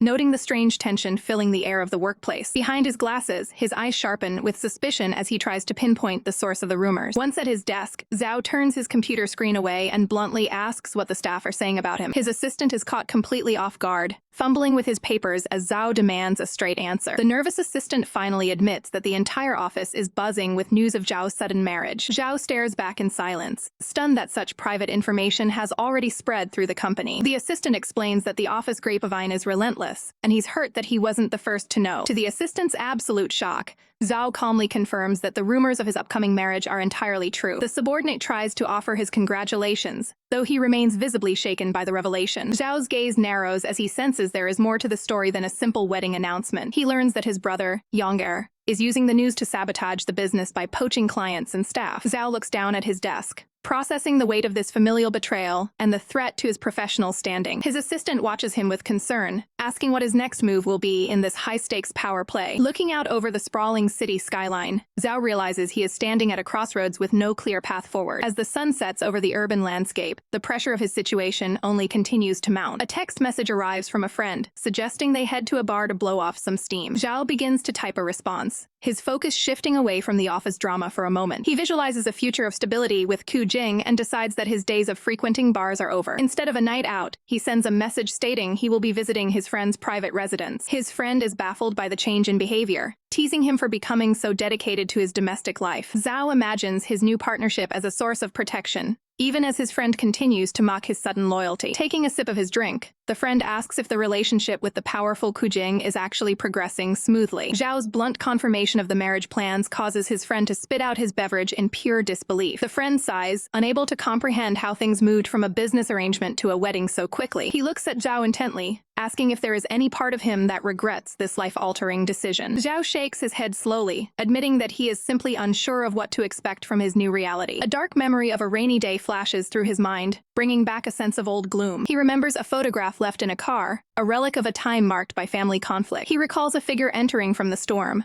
a silhouette that represents the harshness of his upbringing. A hand reaches out with a towel, attempting to provide a comfort that was rarely felt. The memory focuses on the cold reality of that night, etched into his mind with painful clarity. The flashback turns violent as he remembers a sudden, harsh strike against a wall that shattered his sense of safety. He can almost still feel the sting on his face, a physical reminder of the Yu family's toxic legacy. Zhao is suddenly jolted back to the present as his friend calls out to him, noticing his distant stare. He takes a long drink from his can, trying to mask the emotional turmoil stirred up by his past. Zhao confesses that while he is used to his own family's malice, the unknown nature of Qu Jing's family makes him uneasy. His friend is surprised to see a crack in Zhao's armor, realizing even the most stoic executive has fears. Leaning in close, the friend remarks that Zhao has undergone a fundamental change in his personality. He reminds Zhao that he once viewed marriage as nothing more than a cold transaction for property and assets. Zhao is stunned into silence, realizing just how much his perspective has shifted since meeting Qu Jing. He looks away, considering the possibility that this marriage could be something more than just a strategic alliance. Zhao envisions himself standing beside Qu Jing, ready to face the future of this partnership with a clear head. He feels a warmth rising in him as he thinks about the commitment they are about to make. His friend laughs, pointing out that Zhao's face is turning bright red before he even finished his first drink. Yu Zhao signals his arrival with a firm, professional knock on the president's door. He enters the office with his usual composed demeanor, ready to handle whatever business awaits. His gaze remains steady as he takes in the unexpected scene currently unfolding before him. He finds the room's occupant lounging casually on the furniture, far removed from any standard professional decorum. Yu Zhao immediately establishes a clear boundary, choosing a seat as far away as possible to maintain a strictly work-oriented atmosphere. A simple potted plant sits between them as the conversation turns toward the public news of Zhao's upcoming marriage. The man suggests with a smirk that Zhao should simply retire and stop working once the wedding is finalized. Zhao doesn't miss a beat, questioning why anyone would assume his professional career ends at the altar. Sitting up, the man argues that marriage into such a prominent family should logically change his priorities. He warns Zhao that once he is technically an outsider, his influence within the company will inevitably vanish. His eyes narrow, searching Zhao's face for any sign of doubt or hesitation regarding his future. Zhao remains silent for a moment, processing the cold reality of the corporate hierarchy being described. The man dismisses the heavy topic with a wave of his hand, acting as if the warning were just a trifle. Suddenly, President Hai strides into the room, his presence immediately shifting the power dynamic in the office. The previous occupant makes a quick, playful exit to leave the two high-level professionals alone. Hai offers a friendly gesture to his departing guest, showing the deep level of personal connection they share. Turning his full attention to Zhao, the president's eyes sharpen with a sudden, calculating intensity. Behind his glasses, Hai's gaze is piercing as he demands total transparency regarding Zhao's loyalty. Zhao meets the look head-on, refusing to let his composure slip under the heavy professional pressure. He gestures toward his current files, emphasizing his continued, tireless dedication to the Gao Pahua project. Hai nods slowly, advising Zhao that he needs to make a clear declaration to quiet the rising rumors. Zhao briefly imagines the absurdity of having to literally shout his corporate allegiance through a megaphone to be believed. He realized that securing the upcoming contract is the only tangible way to prove his worth to the firm. Stepping out into the hallway, Zhao immediately prepares to make a high-stakes call to move the deal forward. He remains focused on the technical task at hand, ignoring the mental noise of his corporate detractors. As the call connects, Zhao's thoughts drift toward Qu Jing's current whereabouts and schedule. He learns of Qu Jing's sudden business trip, his expression softening with a hint of genuine concern. He recalls their recent walk together, where the crushing weight of the company felt just a bit lighter. During that moment, Qu Jing had offered a reassuring touch, promising that every obstacle would eventually be resolved. The alpha's gaze had been filled with a rare, sincere worry for Zhao's personal well-being. Zhao looks back at him in the memory, surprised by such a direct and honest show of emotional support. Qu Jing admits he actually delayed his own responsibilities just to ensure the wedding matters were settled first. Zhao is stunned to realize how much Qu Jing is prioritizing their partnership over his own work schedule. Qu Jing leans in close, searching Zhao's eyes to see if he is truly handling the immense stress of the situation. A soft, honest smile finally breaks through Zhao's guarded professional mask. Qu Jing remains skeptical, scrutinizing Zhao intensely to ensure he isn't hiding any burden. To Zhao, this intense focus makes Qu Jing seem more like a loyal, protective companion than a cold CEO. Zhao reaches out, his hand gently finding its place against Qu Jing's face in a rare moment of vulnerability. Qu Jing closes his eyes and leans into the contact, finding a brief moment of peace amidst the chaos. Zhao watches him closely, his gaze reflecting a growing and undeniable sense of trust. The alpha holds Zhao's hand firmly against his cheek, grounding them both in the quiet, supportive moment. They share a tender embrace, confirming their mutual bond before facing the corporate storm ahead. Zhao arrives at the designated high-end venue, ready to secure the future of the project. He is immediately intercepted by President Gao, who leans in with an overly familiar greeting for his new brother-in-law. Unfazed by the personal touch, Zhao maintains a strictly professional demeanor as he prepares to pivot back to business. The two settle into their seats, with Gao bringing up the recent marriage news to test the waters. Gao begins to vent his frustrations, lamenting how Qu Jing consistently ignores his professional outreach. Zhao offers a polite smile before firmly steering the conversation back toward the pending contract. Gao tries to play the emotional card, insisting that their new family ties should outweigh any financial figures. Zhao counters with a sharp business reality, noting that even the closest professional allies must pay for quality service. He emphasizes that his time is a valuable commodity and he cannot justify any further delays to his company. With a decisive motion, Zhao presents the formal contract and demands a signature to move forward. Gao is caught off guard by the sudden escalation of Zhao's negotiation tactics. Zhao maintains a confident grin, subtly reminding his counterpart that the choice to sign remains entirely voluntary. Feeling the pressure of the moment, Gao finally relents and agrees to finalize the deal. He hovers his pen over the paper, ready to commit to the partnership. Suddenly, Gao freezes in shock as he realizes the price on the page has actually increased. Zhao keeps his expression perfectly neutral while Gao reacts to the unexpected shift in the terms. Gao protests the new figures, claiming the price hike is far too steep for their professional relationship. Zhao calmly explains that the board requires a higher premium to authorize such a significant collaboration. He masterfully uses a term of endearment to manipulate Gao's sense of duty and belonging, blindsided by the psychological tactic. Gao prepares himself to fulfill the obligations of his new role. The pen finally touches the paper to begin the formal signing process. In a last-ditch effort, Gao pleads for any kind of financial concession on the final total. Zhao reveals he has a secondary version of the contract ready, featuring a slightly different rate. Gao quickly scans the new document, only to find the updated price is still significantly higher than the original quote. Realizing he has been completely outplayed by a master negotiator, Gao signs the papers in defeat. Zhao steps out into the cool night air, the signed contract safely in his possession. His phone begins to vibrate, and he answers the call while walking toward the parking lot. It's Qu Jing on the line, calling from abroad to check in on the day's progress. Qu Jing reveals he tried to send a thoughtful gift to Zhao's home, only to learn he was still out working. Zhao pauses, surprised by the sudden personal attention during such a busy schedule. Qu Jing promises to send daily reminders of their partnership, so that his presence is always felt. A slight warmth spreads across Zhao's face as he listens to the sincerity in the other man's voice. Zhao tries to maintain his composure, softly admitting that a few days apart wouldn't cause him to forget their bond. He stares at the glowing screen, feeling an unexpected shift in their emotional dynamic. Zhao enters his vehicle and starts the engine, preparing for the drive home. A genuine smile tugs at his lips as he contemplates the upcoming delivery of flowers. Glancing in the rear-view mirror,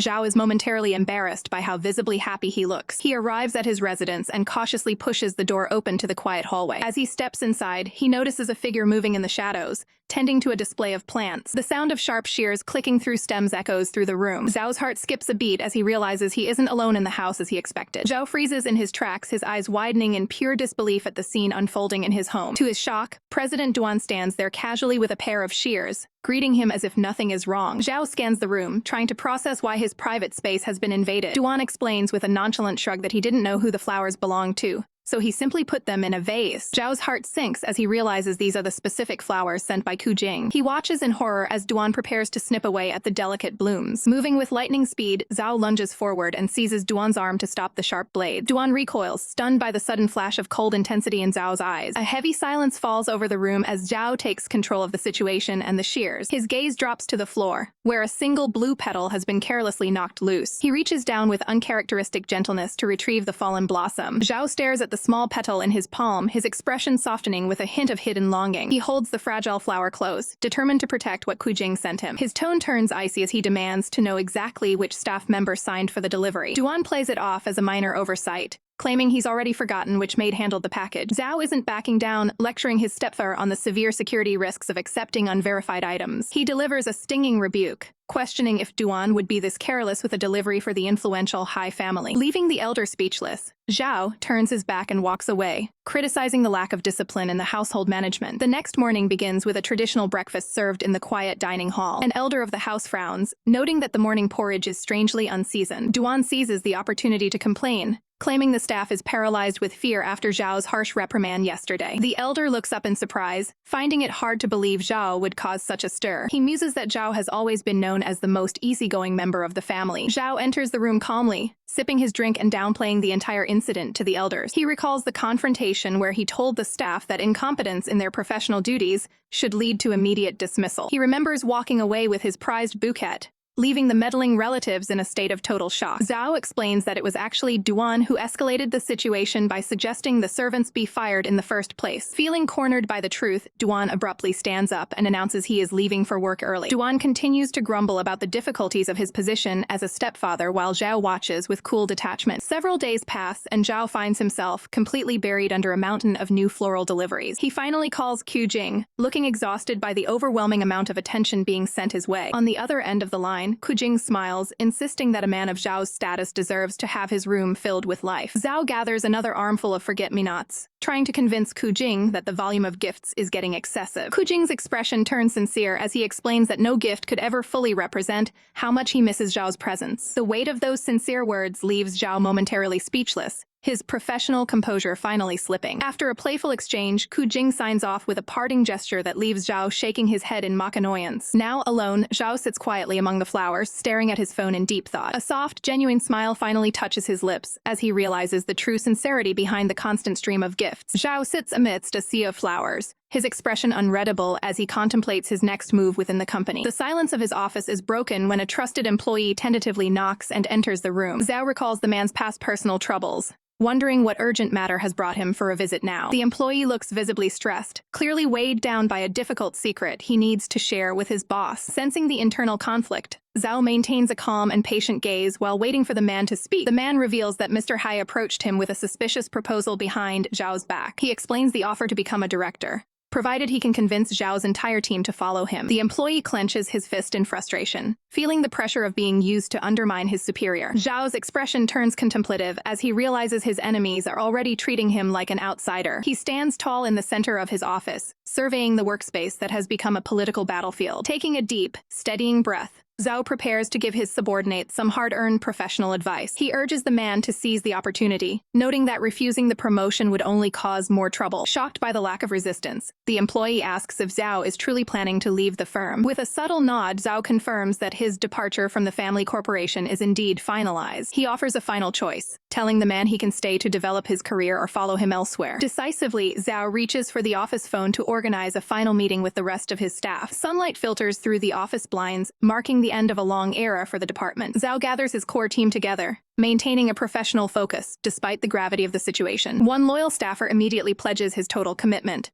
vowing to follow Zhao to any new company. Zhao warns them that staying behind means facing the wrath of Yu Yang, who is eager to settle old scores. The prospect of a fresh start under Zhao's leadership fills the team with a newfound sense of energy. A rare, confident smile plays on Zhao's lips as he keeps the details of their next destination a secret. His composed leadership leaves the team feeling inspired and fully trusting of the plan he has in motion. Once alone in the car, however, the facade slips as Zhao clutches his head in total exhaustion. He exhales a long, shaky breath, finally letting the reality of leaving his home city sink in. Looking out at the passing streets, he reflects on a career built entirely within these city limits. The uncertainty of the future weighs heavily on him, leaving him momentarily paralyzed by the weight of his choice. He leans back and closes his eyes, desperately wishing for even a brief moment of escape from the pressure. Suddenly, a memory of Qu Jing's warm smile and constant support flickers across his mind. Zhao's eyes snap open as he realizes there is one person who can provide the comfort he needs right now. He quickly reaches for the car's console, the glow of the dashboard illuminating his determined expression. His fingers move across the screen as he initiates a long-distance call to the man across the ocean. Hearing Qu Jing's heartfelt greeting on the other end brings an immediate sense of relief to Zhao's heart. He suddenly checks the time, panicking that he might have disturbed Qu Jing's sleep in the early morning. On the other side of the world, Qu Jing looks remarkably alert, his gaze softening at the sound of Zhao's voice. He assures Zhao that the call is no bother at all, maintaining a gentle and focused demeanor. A note on his digital calendar reveals he had been waiting for this specific anniversary connection all day. Qu Jing beams with genuine joy, thrilled that Zhao reached out to him during such a pivotal moment. Zhao starts the call with a hesitant apology, worried his late-night troubles have disturbed Qu Jing's rest. On the other side of the line, Qu Jing is practically glowing with joy, marking this as the first official anniversary of their long-distance connection. However, Qu Jing's keen instincts immediately pick up on the subtle strain in Zhao's voice. Zhao remains silent for a moment, gripping his phone as he prepares to unload the weight of the day's corporate battles. He recounts the chaos that erupted at the company, reflecting on the bridges burned during his resignation. Qu Jing's expression hardens as he listens, his protective nature flaring up at the mention of the mistreatment Zhao faced. Settling into the car, Zhao explains that confronting his father-in-law is a waste of energy, since he already has a calculated plan in motion. Qu Jing stands in his hotel room, keeping his focus strictly on the professional logistics of Zhao's next career move in sales.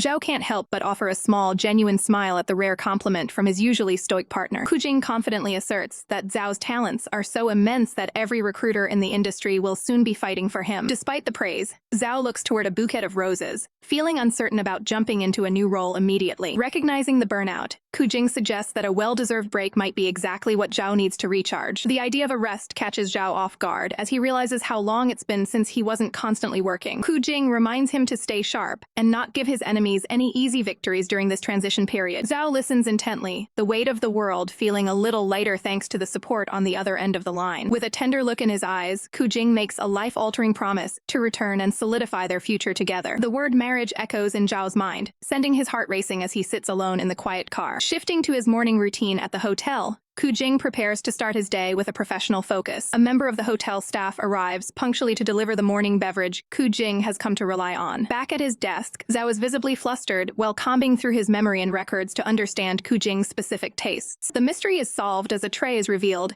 featuring a delicate and aromatic cup of rose coffee. Qu Jing wears a smug, knowing grin as he explains the significance of his daily choice to Zhao. Zhao looks utterly bewildered, unable to comprehend why his partner would choose such a floral drink. Qu Jing carefully lifts the cup, savoring the unique blend of flavors that reminds him of home. He explains that the morning ritual feels like a gentle connection to Zhao, despite the thousands of miles between them. Zhao is left speechless, his face flushing as he processes Qu Jing's surprisingly poetic sentiment. The next morning, the office is thrown into a loop when Zhao suddenly swaps his standard Americano order for something far more complex. Xiao is left staring at the empty desk, wondering what could have possessed his boss to abandon his signature bitter brew. The team's resident redhead is equally confused, trying to figure out if these new instructions came directly from the top. Xiao spots his brother and immediately corners him, desperate to find out where one even procures a rose coffee. His brother explains that this isn't just any drink, but an artisanal specialty that requires a master's touch. Determined to impress, the younger man takes full responsibility for sourcing the perfect cup for Director Zhao. He heads straight to the local Café Lang Yu,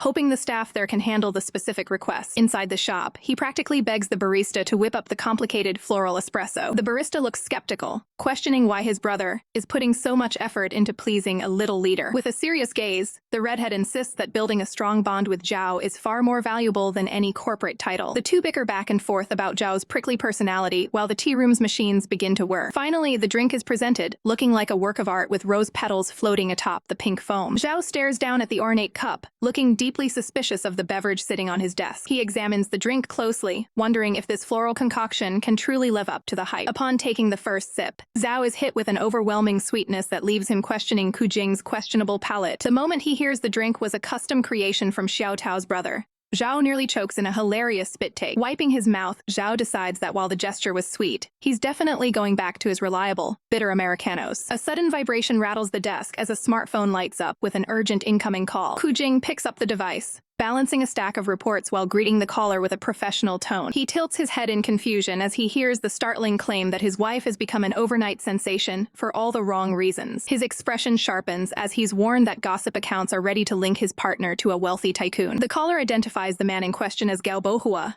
a name currently sitting on the desk's documents. Qu Jing lets out a cold, dismissive chuckle at the sheer absurdity of the accusation. He leans back, mocking how a simple professional meal is being twisted into a scandalous rendezvous. He envisions the ridiculous narrative being spun, where a contract signing is framed as something far more illicit. He rubs his temples, feeling the headache of managing such a baseless public relations mess. He maintains his composure, thanking his contact for the early warning. Recognizing the value of the intelligence, he tells the informant to name their price for the full scoop. As he stands up, his voice turns icy as he demands to know the mastermind behind the smear campaign. Elsewhere, a frustrated fist slams down on a table in a fit of rage. The antagonist sits in the shadows, fuming over why his carefully planted rumors haven't gained any traction. He snarls into his phone, blaming his subordinates for the failure of their hit piece. On the other end, a shady operative calmly smokes while explaining the situation. The operative admits that loyalty has a price, and someone else has already opened their wallet. The antagonist freezes in shock as he realizes he's been outmaneuvered by a higher bidder. The informant reveals that the mysterious third party offered a staggering 5 times the original fee to bury the story. With the deal closed,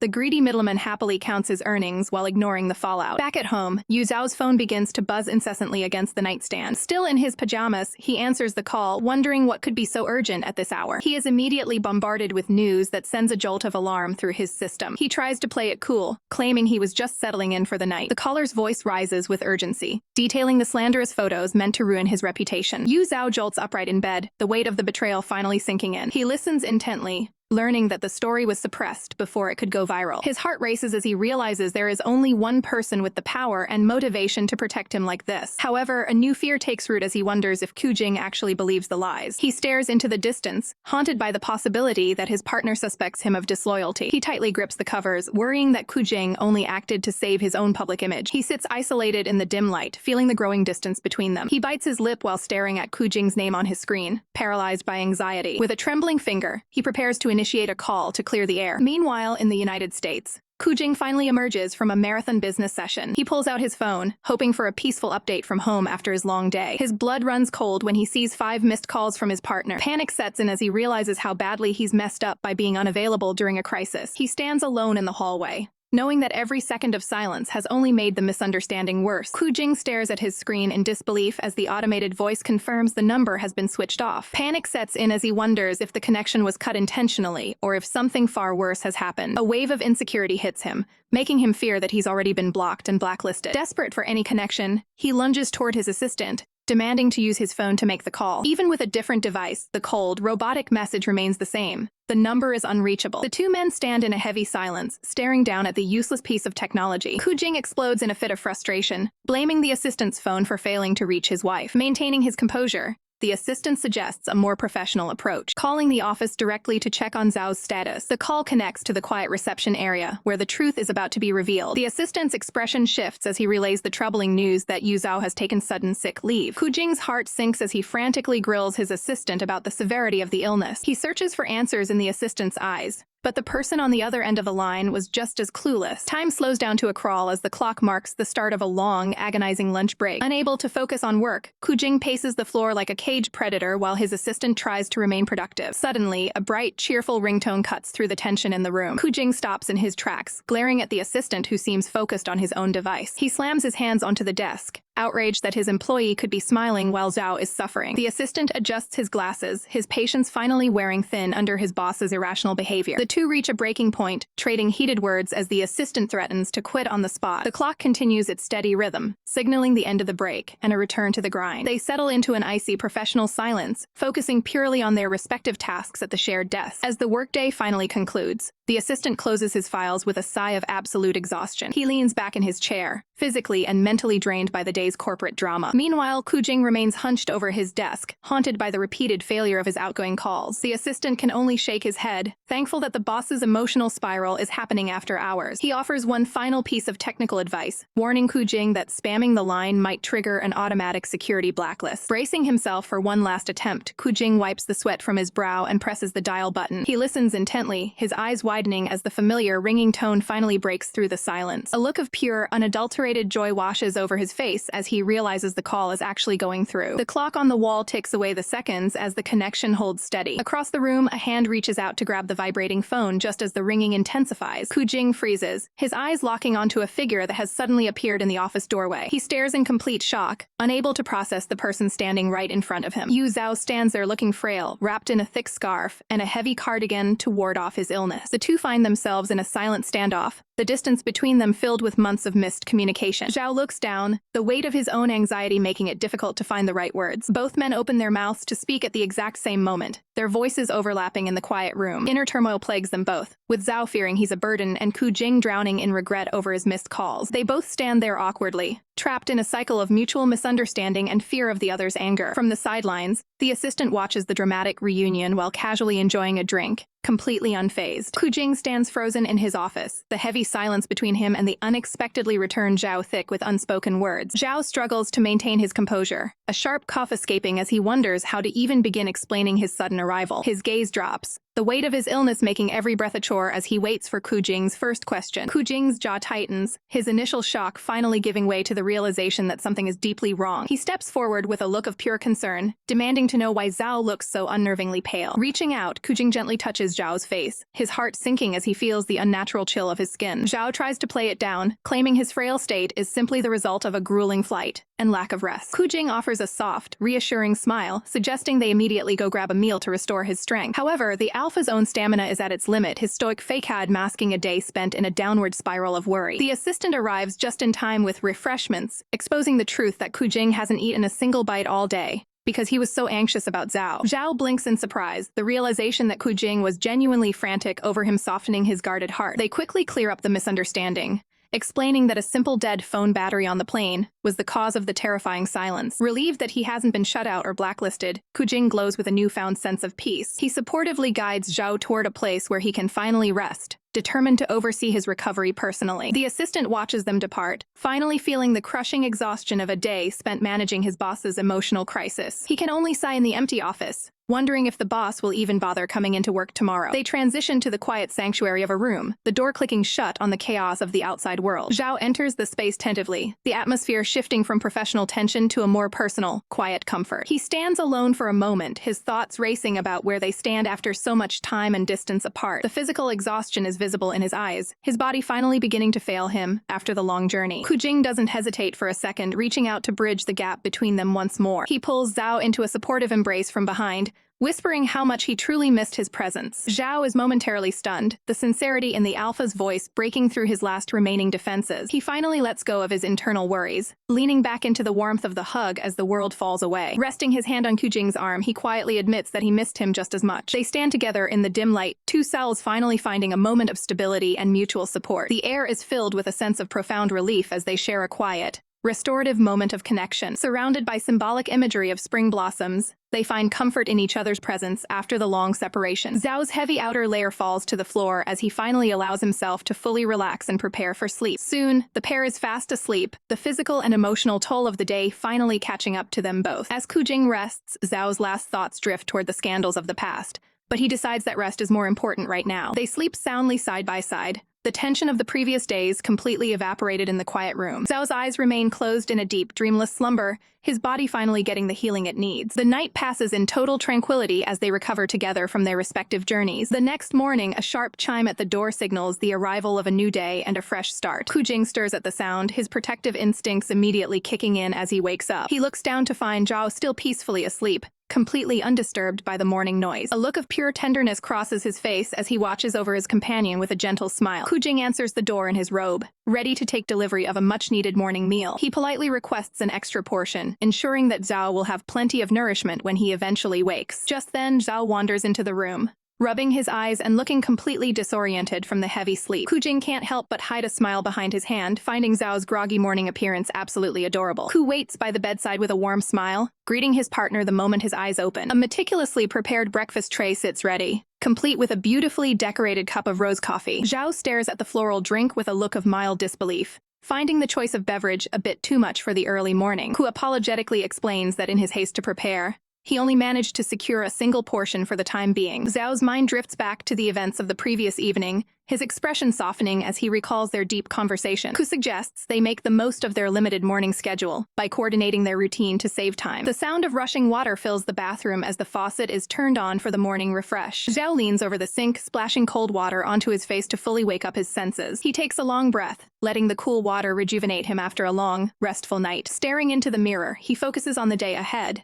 determined to clear up any remaining tension. Nearby, Qu efficiently manages his own morning grooming, using an electric razor to look sharp for their breakfast meeting. Catching Zhao's eye in the reflection, Qu offers a small, supportive smile that radiates calm. Qu reaches out a hand, guiding his partner toward the vanity to ensure they both stay on schedule. Their hands briefly meet in a gentle, supportive gesture that highlights their mutual respect. Zhao dries his face with a plush towel, feeling a deep sense of domestic peace he hadn't expected to find here. The focus shifts back to the dining area, where a nutritious spread of eggs and fruit awaits them. Now fully dressed and professional, the two sit across from one another to begin their meal in earnest. Zhao tilts his head in confusion when Qu suddenly asks if his health is holding up okay. Qu admits he heard through the grapevine that Zhao had officially requested sick leave from his company. Zhao freezes mid-bite, realizing that a simple administrative excuse for his absence was taken literally. A wave of realization hits him as he understands why Qu was so frantic to reach him in the first place. The simple breakfast items on the table seem much more significant now that the reason for Qu's worry is clear. Qu looks him in the eye, asking if there was an urgent matter that prompted this sudden trip. Zhao takes a slow, steadying breath, preparing to be completely honest about his intentions. He looks directly at Qu and states clearly that he traveled all this way specifically to apologize. Qu is momentarily stunned, his mind racing to understand what could possibly require an apology between them. Zhao clarifies that he knows Qu went through the trouble of suppressing the recent media rumors on his behalf. Qu leans back, maintaining a calm but questioning posture as he listens to Zhao's explanation. Zhao clenches his hand on the table, feeling responsible for the professional headache the news caused. He explains that the interactions caught on camera were strictly professional meetings with a long-term client. Reaching across the table, Qu gently places his hand over Zhao's to offer reassurance and solidarity. Zhao stares at Qu, touched by the absolute confidence his partner has in his integrity. Qu dismisses the drama, explaining that in the business world, such baseless rumors are an unfortunate but normal occurrence. Relieved that his partner's trust remains unshaken, Zhao finally lets go of the tension he's been carrying. However, they both acknowledge that simply burying the story doesn't address the person trying to sabotage them. A knowing smirk plays on Qu's lips as he identifies the true motive behind the coordinated attacks. He reveals that he has a foolproof plan to end the uncertainty and protect their future together. Zhao looks on with wide-eyed curiosity, eager to hear what kind of bold move Qu has in mind. Qu leans in and delivers a shocking proposal. They should head to Vegas immediately to make their commitment official. Qu Jing leans in with a smirk, suggesting an immediate trip to Vegas to tie the knot. Zhao stares back, completely floored by the sudden proposal. The shock hits him hard as he struggles to process the whirlwind plan. Suddenly, they're in the wedding car, celebrating the fast-tracked ceremony with drinks. They clink glasses, marking the start of their official journey together. Zhao sips his drink, still wondering if everything is moving a bit too quickly. He questions if today is even a lucky day for such a major life event. Qu Jing immediately pulls out his phone to check the lunar calendar. The screen displays a list of auspicious dates to ensure their timing is perfect. The two huddle together, verifying the day's fortune with focused intensity. Their companion reassures them that the timing works perfectly across time zones. Qu Jing agrees, proudly toasting to their shared heritage and the lucky date. They raise their glasses once more to celebrate their roots and their future. Qu Jing is in high spirits, humming along as they approach the venue. Zhao lets out a soft breath, finally letting the nerves settle. He offers a radiant smile, fully embracing the joy of the moment. White doves take flight over a grand, sunlit cathedral. Dressed in a pristine white suit, Zhao steps into the hall, feeling like he's in a dream. He reaches out, his hand trembling slightly with anticipation. Qu Jing stands waiting, looking sharp and composed in his matching wedding attire. Zhao gazes at him, wondering if the champagne is making the world look this beautiful. Qu Jing returns the look with a soft, affectionate expression. Their hands finally meet, sealing their commitment in the quiet hall. Sunlight streams through the vibrant stained glass, illuminating the sanctuary. Before the altar, the couple stands together to finalize their legal union. They lean in close, the gravity of the moment felt in the silence. They share a formal wedding kiss to commemorate their official status. A perfect snapshot of the ceremony is captured on a smartphone. The group gathers around to admire the high-quality photography. The photographer celebrates a job well done after capturing the perfect angles. Zhao examines the photo, wishing he had chosen an even more formal outfit. Qu Jing pulls him into a warm embrace, happy to have his partner by his side. They lean against one another, finding peace in their new reality. The whirlwind wedding in Las Vegas concludes in record time, leaving only the official documents as proof of their union. Dressed in matching white suits, the newlywed husbands radiate happiness as they celebrate the start of their life together. However, their assistant breaks the moment by asking if they've bothered to inform their parents about the sudden marriage. The realization hits the couple like a ton of bricks, freezing them in their tracks as they process the oversight. Yu Zhao looks on in stunned silence, while Qu Jing nervously rubs the back of his neck, realizing they missed a crucial step. They quickly descend into a spiral of panic, worrying that their families will be furious for being left out of such a monumental event. The assistant offers a logical solution, suggesting they simply hold a formal registration and celebration once they return home. Relieved by the suggestion, the couple agrees that a second ceremony back home is the perfect way to make amends with their families. Qu Jing takes a moment to compose himself, deciding that maintaining a proper and professional attitude is key for their public image. He reaches out and pulls his new husband closer, preparing for their first official act as a married couple. With a bright smile, Qu Jing pulls out his phone to capture a commemorative selfie of the two of them in their wedding attire. He immediately shares the photos online, proudly displaying their joy for the whole world to see. Despite the spontaneous nature of the post, Qu Jing insists it's all about having the courage to move forward into this new chapter. He questions if it isn't completely normal to want to share such a life-changing moment with their friends and colleagues. The assistant can only watch in weary disbelief as Qu Jing fully embraces his new persona as a proud husband. Scrolling through the feed, the assistant sees the post is already garnering massive attention from everyone in their professional circle. Shifting focus back to the future, Qu Jing takes Yu Zhao's hands in his to discuss a serious career matter. Yu Zhao tilts his head in confusion, wondering what important topic his husband is about to bring up so suddenly. Qu Jing leans in close, reminding him of his previous desire to finally leave the toxic environment of Yu Corp. He looks into Yu Zhao's eyes with intense sincerity, determined to provide a better professional path for his spouse. His protective instincts flare up as he recalls the bullying Yu Zhao endured, swearing that it will never happen again under his watch. Yu Zhao appreciates the sentiment but wonders if starting a whole new company right away is a bit too hasty for their current situation. A confident smirk plays on Qu Jing's lips as he prepares to explain his strategic reasoning for the move. He explains that having a CEO title will grant Yu Zhao the independence and professional respect he deserves in the industry. Yu Zhao listens intently, realizing just how much thought Qu Jing has put into protecting his future career prospects. Qu Jing confidently boasts that the administrative paperwork for the new venture venture is practically finished already. In the background, his assistant is internally screaming because absolutely no work has actually started on this project yet. Qu Jing looks at his husband expectantly, seeking his final approval for this grand professional gesture. Overwhelmed by the support, Yu Zhao is deeply touched by how much Qu Jing is willing to do for him. With a gentle and grateful smile, Yu Zhao officially agrees to take on the new role. Later, back at the office, the atmosphere shifts to one of high-pressure business management as Qu Jing gets to work. The assistant is baffled by Qu Jing's sudden arrival and his demanding attitude regarding the non-existent company. Qu Jing stresses over the tight deadline, ordering that the company must be fully ready to be gifted in just 2 days. He snatches the documents away, ignoring the assistant's teasing about him, tricking his new wife with empty promises. The assistant suggests a shortcut of creating a simple shell company, but Qu Jing won't hear of it. He is visibly offended by the idea of giving Yu Zhao anything less than a fully functioning, prestigious business. Instead of starting from scratch,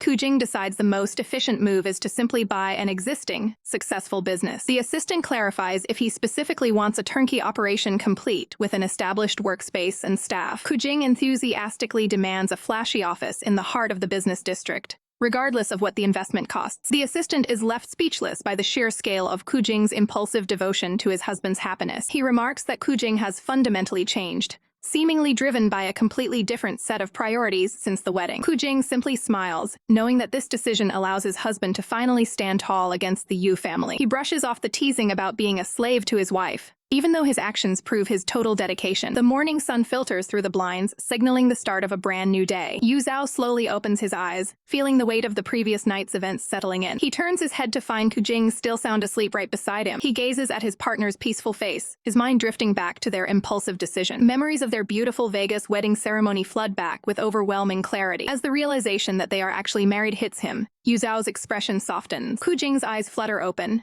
immediately focusing on his companion with a gaze full of warmth. Without a word, he pulls the Omega closer, sharing a quiet, professional moment of morning connection. The sudden closeness catches Yu Zhao off guard, causing a visible flush to creep up his neck. In a playful, lighthearted moment, Qu Jing continues to dote on his new spouse. Qu Jing sits up and formally greets his partner with the title of wife, though Yu Zhao is still processing the new reality. Overwhelmed by the directness, Yu Zhao hides beneath the safety of the devote. The atmosphere is filled with pure, innocent joy as Qu Jing playfully insists on celebrating their union. Bright light pours into the room as they begin to plan their next steps. Sitting up in bed, they discuss whether they should extend their stay or head back immediately. Qu Jing is determined, insisting they must hurry back to finalize the legal paperwork at home. He explains that a domestic marriage certificate is essential to silence any lingering doubters among their social circle. Yu Zhao looks down, feeling a sense of guilt for the trouble his family dynamics have caused. Qu Jing leans in for a gentle, reassuring gesture to calm his partner's nerves. He pulls him into a supportive embrace, reminding him that they are now each other's primary family. Soon after, their private flight takes to the skies,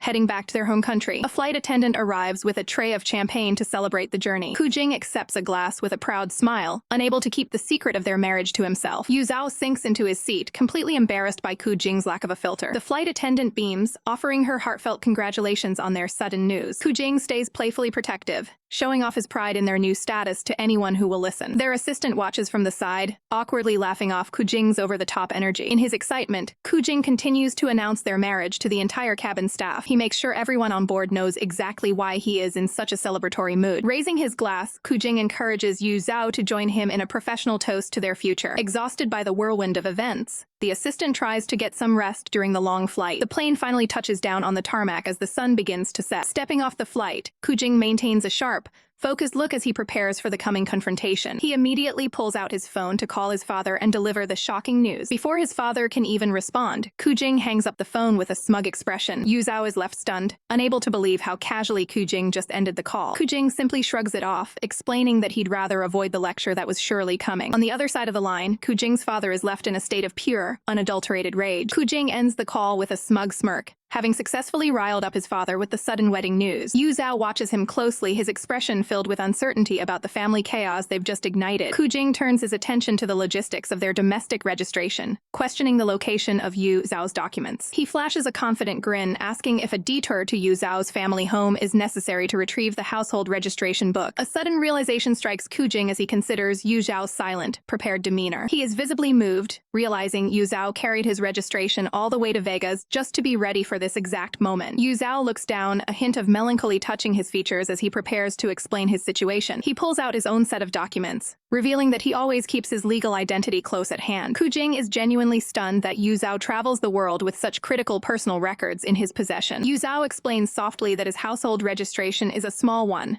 consisting only of himself. He recounts a painful past where he was taken in by the Yu family, but kept legally separate from their household. He stares at the papers, remembering how the promises to integrate him into the family were never fulfilled by his guardians. With a heavy sigh, he admits that being his own head of household has at least made this legal process easier. Seeing Yu Zhao's quiet strength despite his isolation, Qu Jing is overwhelmed by a surge of protective emotion. Qu Jing pulls him into a fierce embrace, silently vowing that Yu Zhao will never be a household of one again. Yu Zhao rests his head on Qu Jing's shoulder, finally allowing himself to feel a sense of true belonging. The two share a quiet, tender moment as the weight of Yu Zhao's lonely past begins to lift. Their assistant interrupts the atmosphere, announcing that their transportation to the bureau has officially arrived. The pair remains glued together in a chibi-style hug while the staff member waits awkwardly for them to move. They arrive at the Civil Affairs Bureau, the official site where their union will finally be legalized domestically. Walking side by side, the couple approaches the entrance to face the next step of their journey together. Qu Jing's parents are already waiting. His mother is beaming with joy while his father remains visibly irritated. Yu Zhao greets them with his usual polite reserve,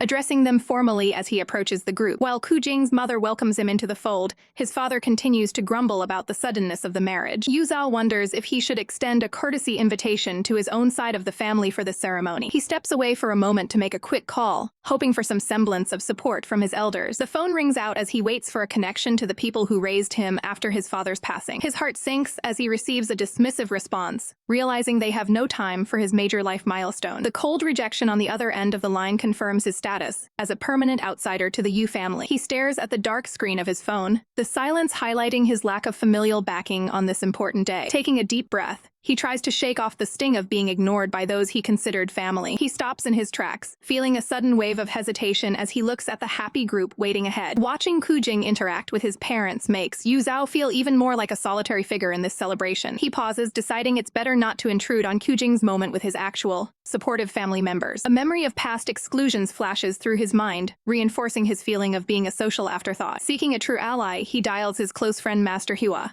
hoping for a much-needed distraction from his loneliness. He asks with a hint of vulnerability if his friend is available to come to the bureau immediately. His friend sits up instantly, energized by the prospect of supporting Yu Zhao during such a critical event. Yu Zhao explains the situation, his expression softening as he finds someone who truly cares about his happiness. The friend is shocked by the news, but immediately begins planning a grand entrance to back him up. He enthusiastically promises to bring the energy and save face for Yu Zhao against the coldness of others. 30 minutes later, a full traditional performance troupe arrives at the bureau, blasting music and ringing gongs. Qu Jing and Yu Zhao stand in stunned silence as the noisy, festive celebration takes over the entire entrance. Master Hua appears amidst the chaos, winking proudly at the spectacular support system he's provided for his friend. The camera lens clicks into focus, capturing the definitive moment of their union. Standing side by side, Yu Zhao and Qu Jing prepare for the official photo that will seal their new lives together. Their hands reach out to claim the official red booklets, symbolizing a legal bond that cannot be broken. Holding their marriage certificates, the couple shares a moment of quiet triumph amidst the celebratory backdrop. Qu Jing extends an open palm, inviting his partner to step forward into this new chapter. With a warm, genuine smile, Qu Jing officially acknowledges Yu Zhao as his rightful spouse. Yu Zhao gazes back at him, his eyes reflecting a mixture of relief and newfound hope. Their fingers interlock tightly, solidifying the promise they've just made to one another. Outside the bureau, Master Hua keeps the energy high by distributing red envelopes to the exhausted but cheerful performers. The troupe members beam with joy, shouting out traditional blessings for a long marriage and a prosperous future. Qu Jing laughs along with the boisterous crowd, fully embracing the festive atmosphere Master Hua has staged. The mention of future family additions sends a sudden jolt of realization through Yu Zhao. He can't help but calculate the logistical reality of their previous nights together now that they are legally wed. Qu Jing maintains the tradition, handing out the final rewards to the supporters who helped save their face. Qu's mother takes charge of the next move, excitedly announcing a celebratory lunch at a prestigious restaurant. Master Hua's eyes light up at the mention of his favorite pork rice, his excitement completely uncontained. At the restaurant, the drinks flow freely as the wedding celebration officially begins. Yu Zhao tries to act as the voice of reason, attempting to pull a heavily drinking Master Hua away from his glass. Qu's parents observe the chaotic scene from across the table, their reactions to the spectacle being polar opposites. Qu's father remains skeptical, voicing his disapproval of the rowdy company Yu Zhao keeps. Qu's mother quickly shuts down the negativity,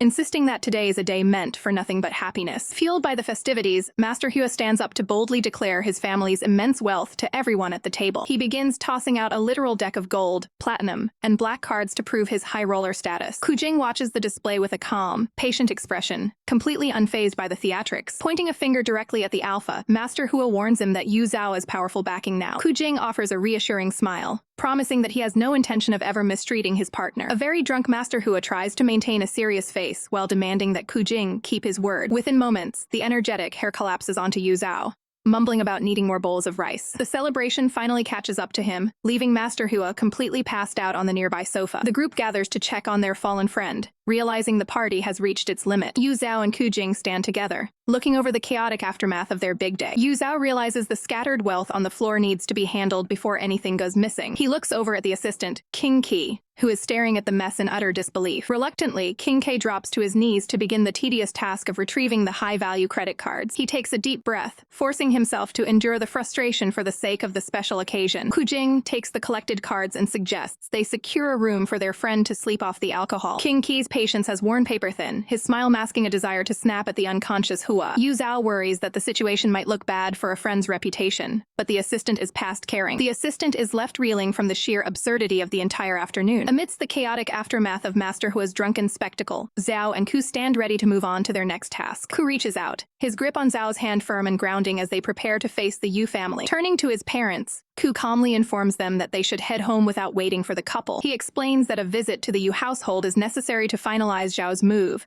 prompting a reminder from his mother to remain civil. Qu's expression darkens as he considers the potential for conflict, suggesting a more aggressive approach if things turn sour. His mother immediately shuts that idea down, warning him that using pheromones to suppress others is a serious legal violation. Zhao offers a gentle smile, assuring them that he isn't bothered by Qu's protective nature. Qu tightens his hold, his gaze softening as he looks at his new partner. Leaning in with a playful smirk, he jokes that he isn't worried about trouble because his wife will be there to bail him out. Zhao looks away, his shy demeanor contrasting with Qu's bold confidence. With the decision made, the group prepares to part ways for the evening. Zhao offers a polite parting glance, maintaining his composure as they transition to the next confrontation. While Qu's mother is beaming with pride, his father can only offer a disgruntled huff. Once they are alone, the mother scolds her husband for his cold reaction when Q finally addressed him as a father. She demands he keep his mouth shut for the rest of the day to avoid ruining the mood. The scene shifts to the Yu family residence, where the lights are still burning late into the night. Madame Duan greets them with a platter of fruit, masking his true feelings with a layer of forced hospitality. Q takes the offering, his eyes sharp as he observes the insincere welcome. The tension is palpable as Madame Duan realizes that Q is not here for a simple social call. Q internally notes that male omegas often find the title Madame offensive,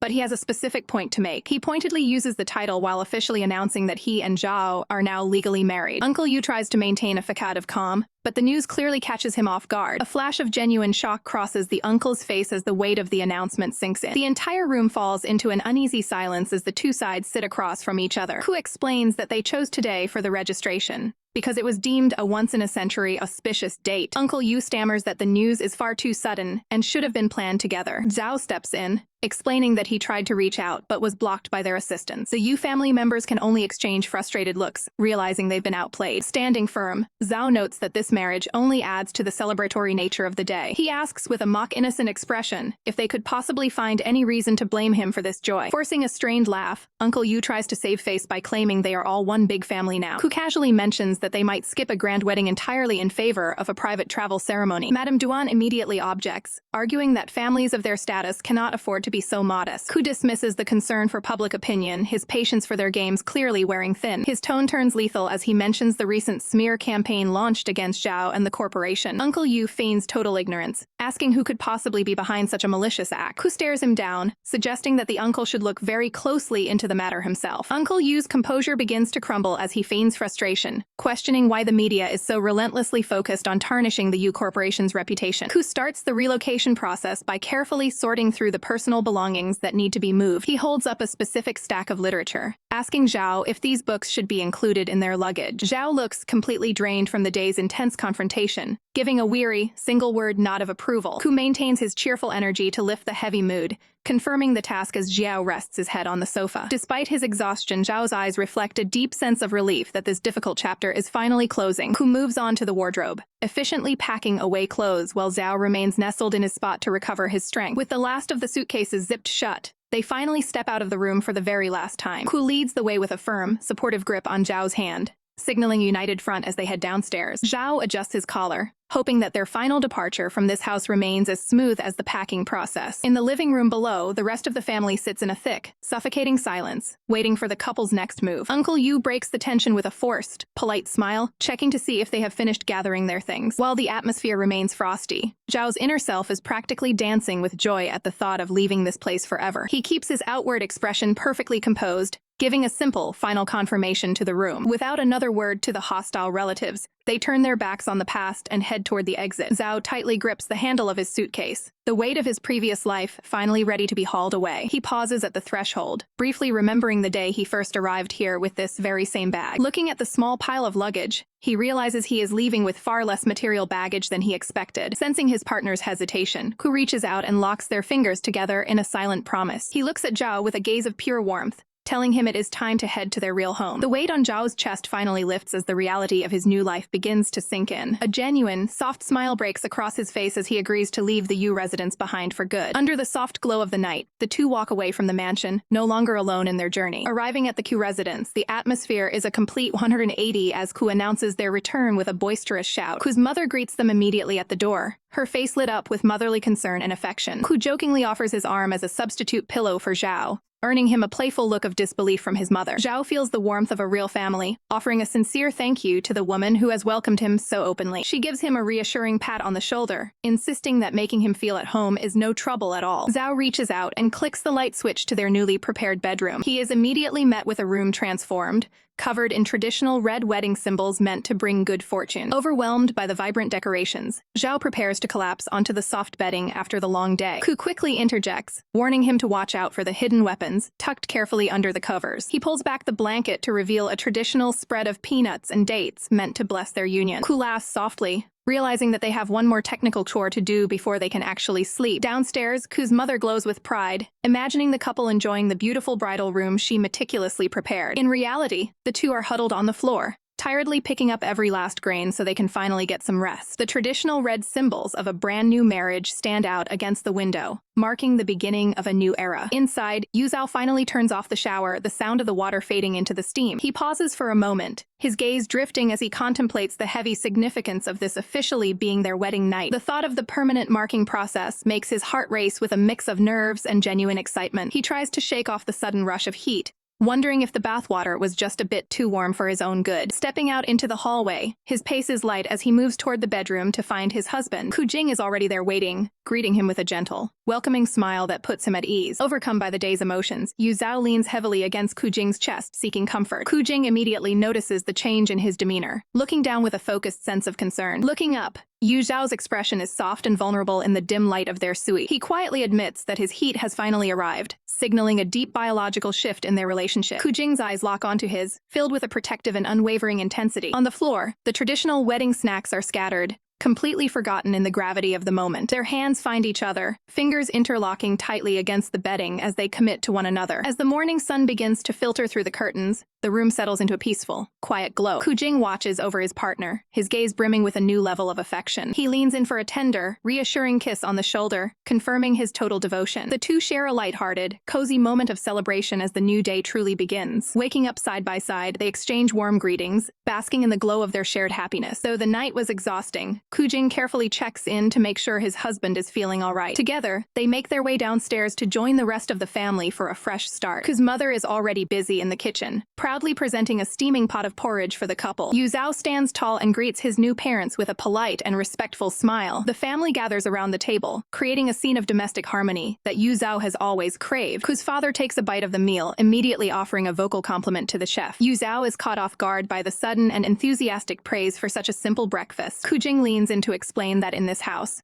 the golden rule is to always show appreciation for the cook. He demonstrates the tradition himself, marveling at how perfectly white and smooth the porridge is. Joining in on the fun, Yu Zhao playfully notes how vibrant and fresh the green scallions look. The table is filled with laughter and compliments as everyone enjoys the morning feast together. Yu Zhao beams with joy, finally feeling the warmth of a family that truly cares for his well-being. Seeing her family so happy and satisfied, The mother glows with pride, knowing her efforts are truly seen. Domestic life at the Qu residence continues as Qu Jing promises to escort Zhao to work the moment they finish their meal. The heavy thud of the car door signals the start of their morning commute together. Settled into the plush seats, the couple shares a quiet moment of professional composure before the workday begins. Zhao has carefully adjusted his collar to ensure any evidence of their recent bonding is kept strictly private. Qu Jing can't help but feel a twinge of regret seeing that the permanent mark he left has been tucked away from view. Noticing the intense gaze, Zhao turns with a puzzled expression, asking why his partner is so fixated on his neck. Qu Jing admits his focus, his eyes tracing the line where the collar meets his partner's skin. He reaches out with a gentle touch, checking to see if the protective patch causes any physical discomfort. Leaning in closer, he asks with genuine concern if the initial marking process last night was painful. The memory of the technical bonding process flashes back, a necessary step in solidifying their official union. Qu Jing offers a playful, knowing smirk that catches Zhao completely off guard. Flustered by the constant reminders of his new status, Zhao jokingly shoves him away and tells him to get to the office already. They arrive at the towering corporate headquarters, where Qu Jing promises to return for him the second the workday ends. Zhao steps into his office with a determined stride, ready to handle his final affairs. As he looks over his desk, he realizes his time at this specific firm is rapidly drawing to a close. He narrows his eyes, focusing on the strategic moves he needs to make next. A moment of deep reflection follows as he weighs his loyalty against his future ambitions. He picks up the phone to coordinate with Manhwa, initiating a conversation that could change everything. With the call concluded, Zhao sets the phone down, his mind already 3 steps ahead. An assistant interrupts his thoughts, announcing that Mr. Hai is requesting an immediate meeting. Zhao keeps his expression neutral, questioning the possible motive behind the sudden summons. The assistant looks around nervously, ensuring no one is eavesdropping on their conversation. Dropping his voice to a whisper, the colleague reveals the shocking rumor that Qu Jing is planning to buy out the entire company. Zhao processes the news with a cold, calculated stare, realizing just how far Qu Jing is willing to go. The assistant is stunned that Zhao was kept in the dark about his own husband's massive business maneuver. Pushing off his desk, Zhao decides it's time to face the situation head-on. He enters the executive office, finding Mr. Hai waiting with a seemingly welcoming demeanor. The elder man feigns interest in Zhao's personal life, asking how he's settling into his new home. Mr. Hai wears a mask of fatherly concern, claiming he was worried about the speed of the marriage. Zhao remains silent, seeing right through the thin veil of professional pleasantries. Abruptly shifting the conversation, Mr. Hai pivots to focus entirely on Zhao's career trajectory. Zhao's hand tightens into a fist, sensing the manipulation behind the upcoming proposal. He formally announces that his future work arrangements will be restructured following a discussion with his partner. Maintaining a professional tone, Zhao explains that he can no longer continue his tenure at Yu Zhao and apologizes for the disruption. For a split second, he wonders if his boss will actually value him enough to ask him to stay. Instead, Mr. Hai's mask slips as he immediately panics about who will handle the massive Manhua account. A cold smile touches Zhao's lips as the man's true, greedy nature is laid bare. He mockingly agrees that such a high-value order will indeed be a difficult burden for anyone else to manage. Later that evening, the city lights blur past as the couple reconvenes in the car. Qu Jing questions the strategy of handing over such a lucrative deal to a rival like Yu Yang. Zhao calmly explains that he is simply following the suggestions laid out by Mr. Hai. Qu Jing looks at him with disbelief, thinking Zhao is being far too generous with his hard-earned success. Zhao lets out a sharp, triumphant laugh at his husband's misunderstanding. He reveals the trap, knowing full well that the order is a poison pill that will crush anyone who tries to take it from him.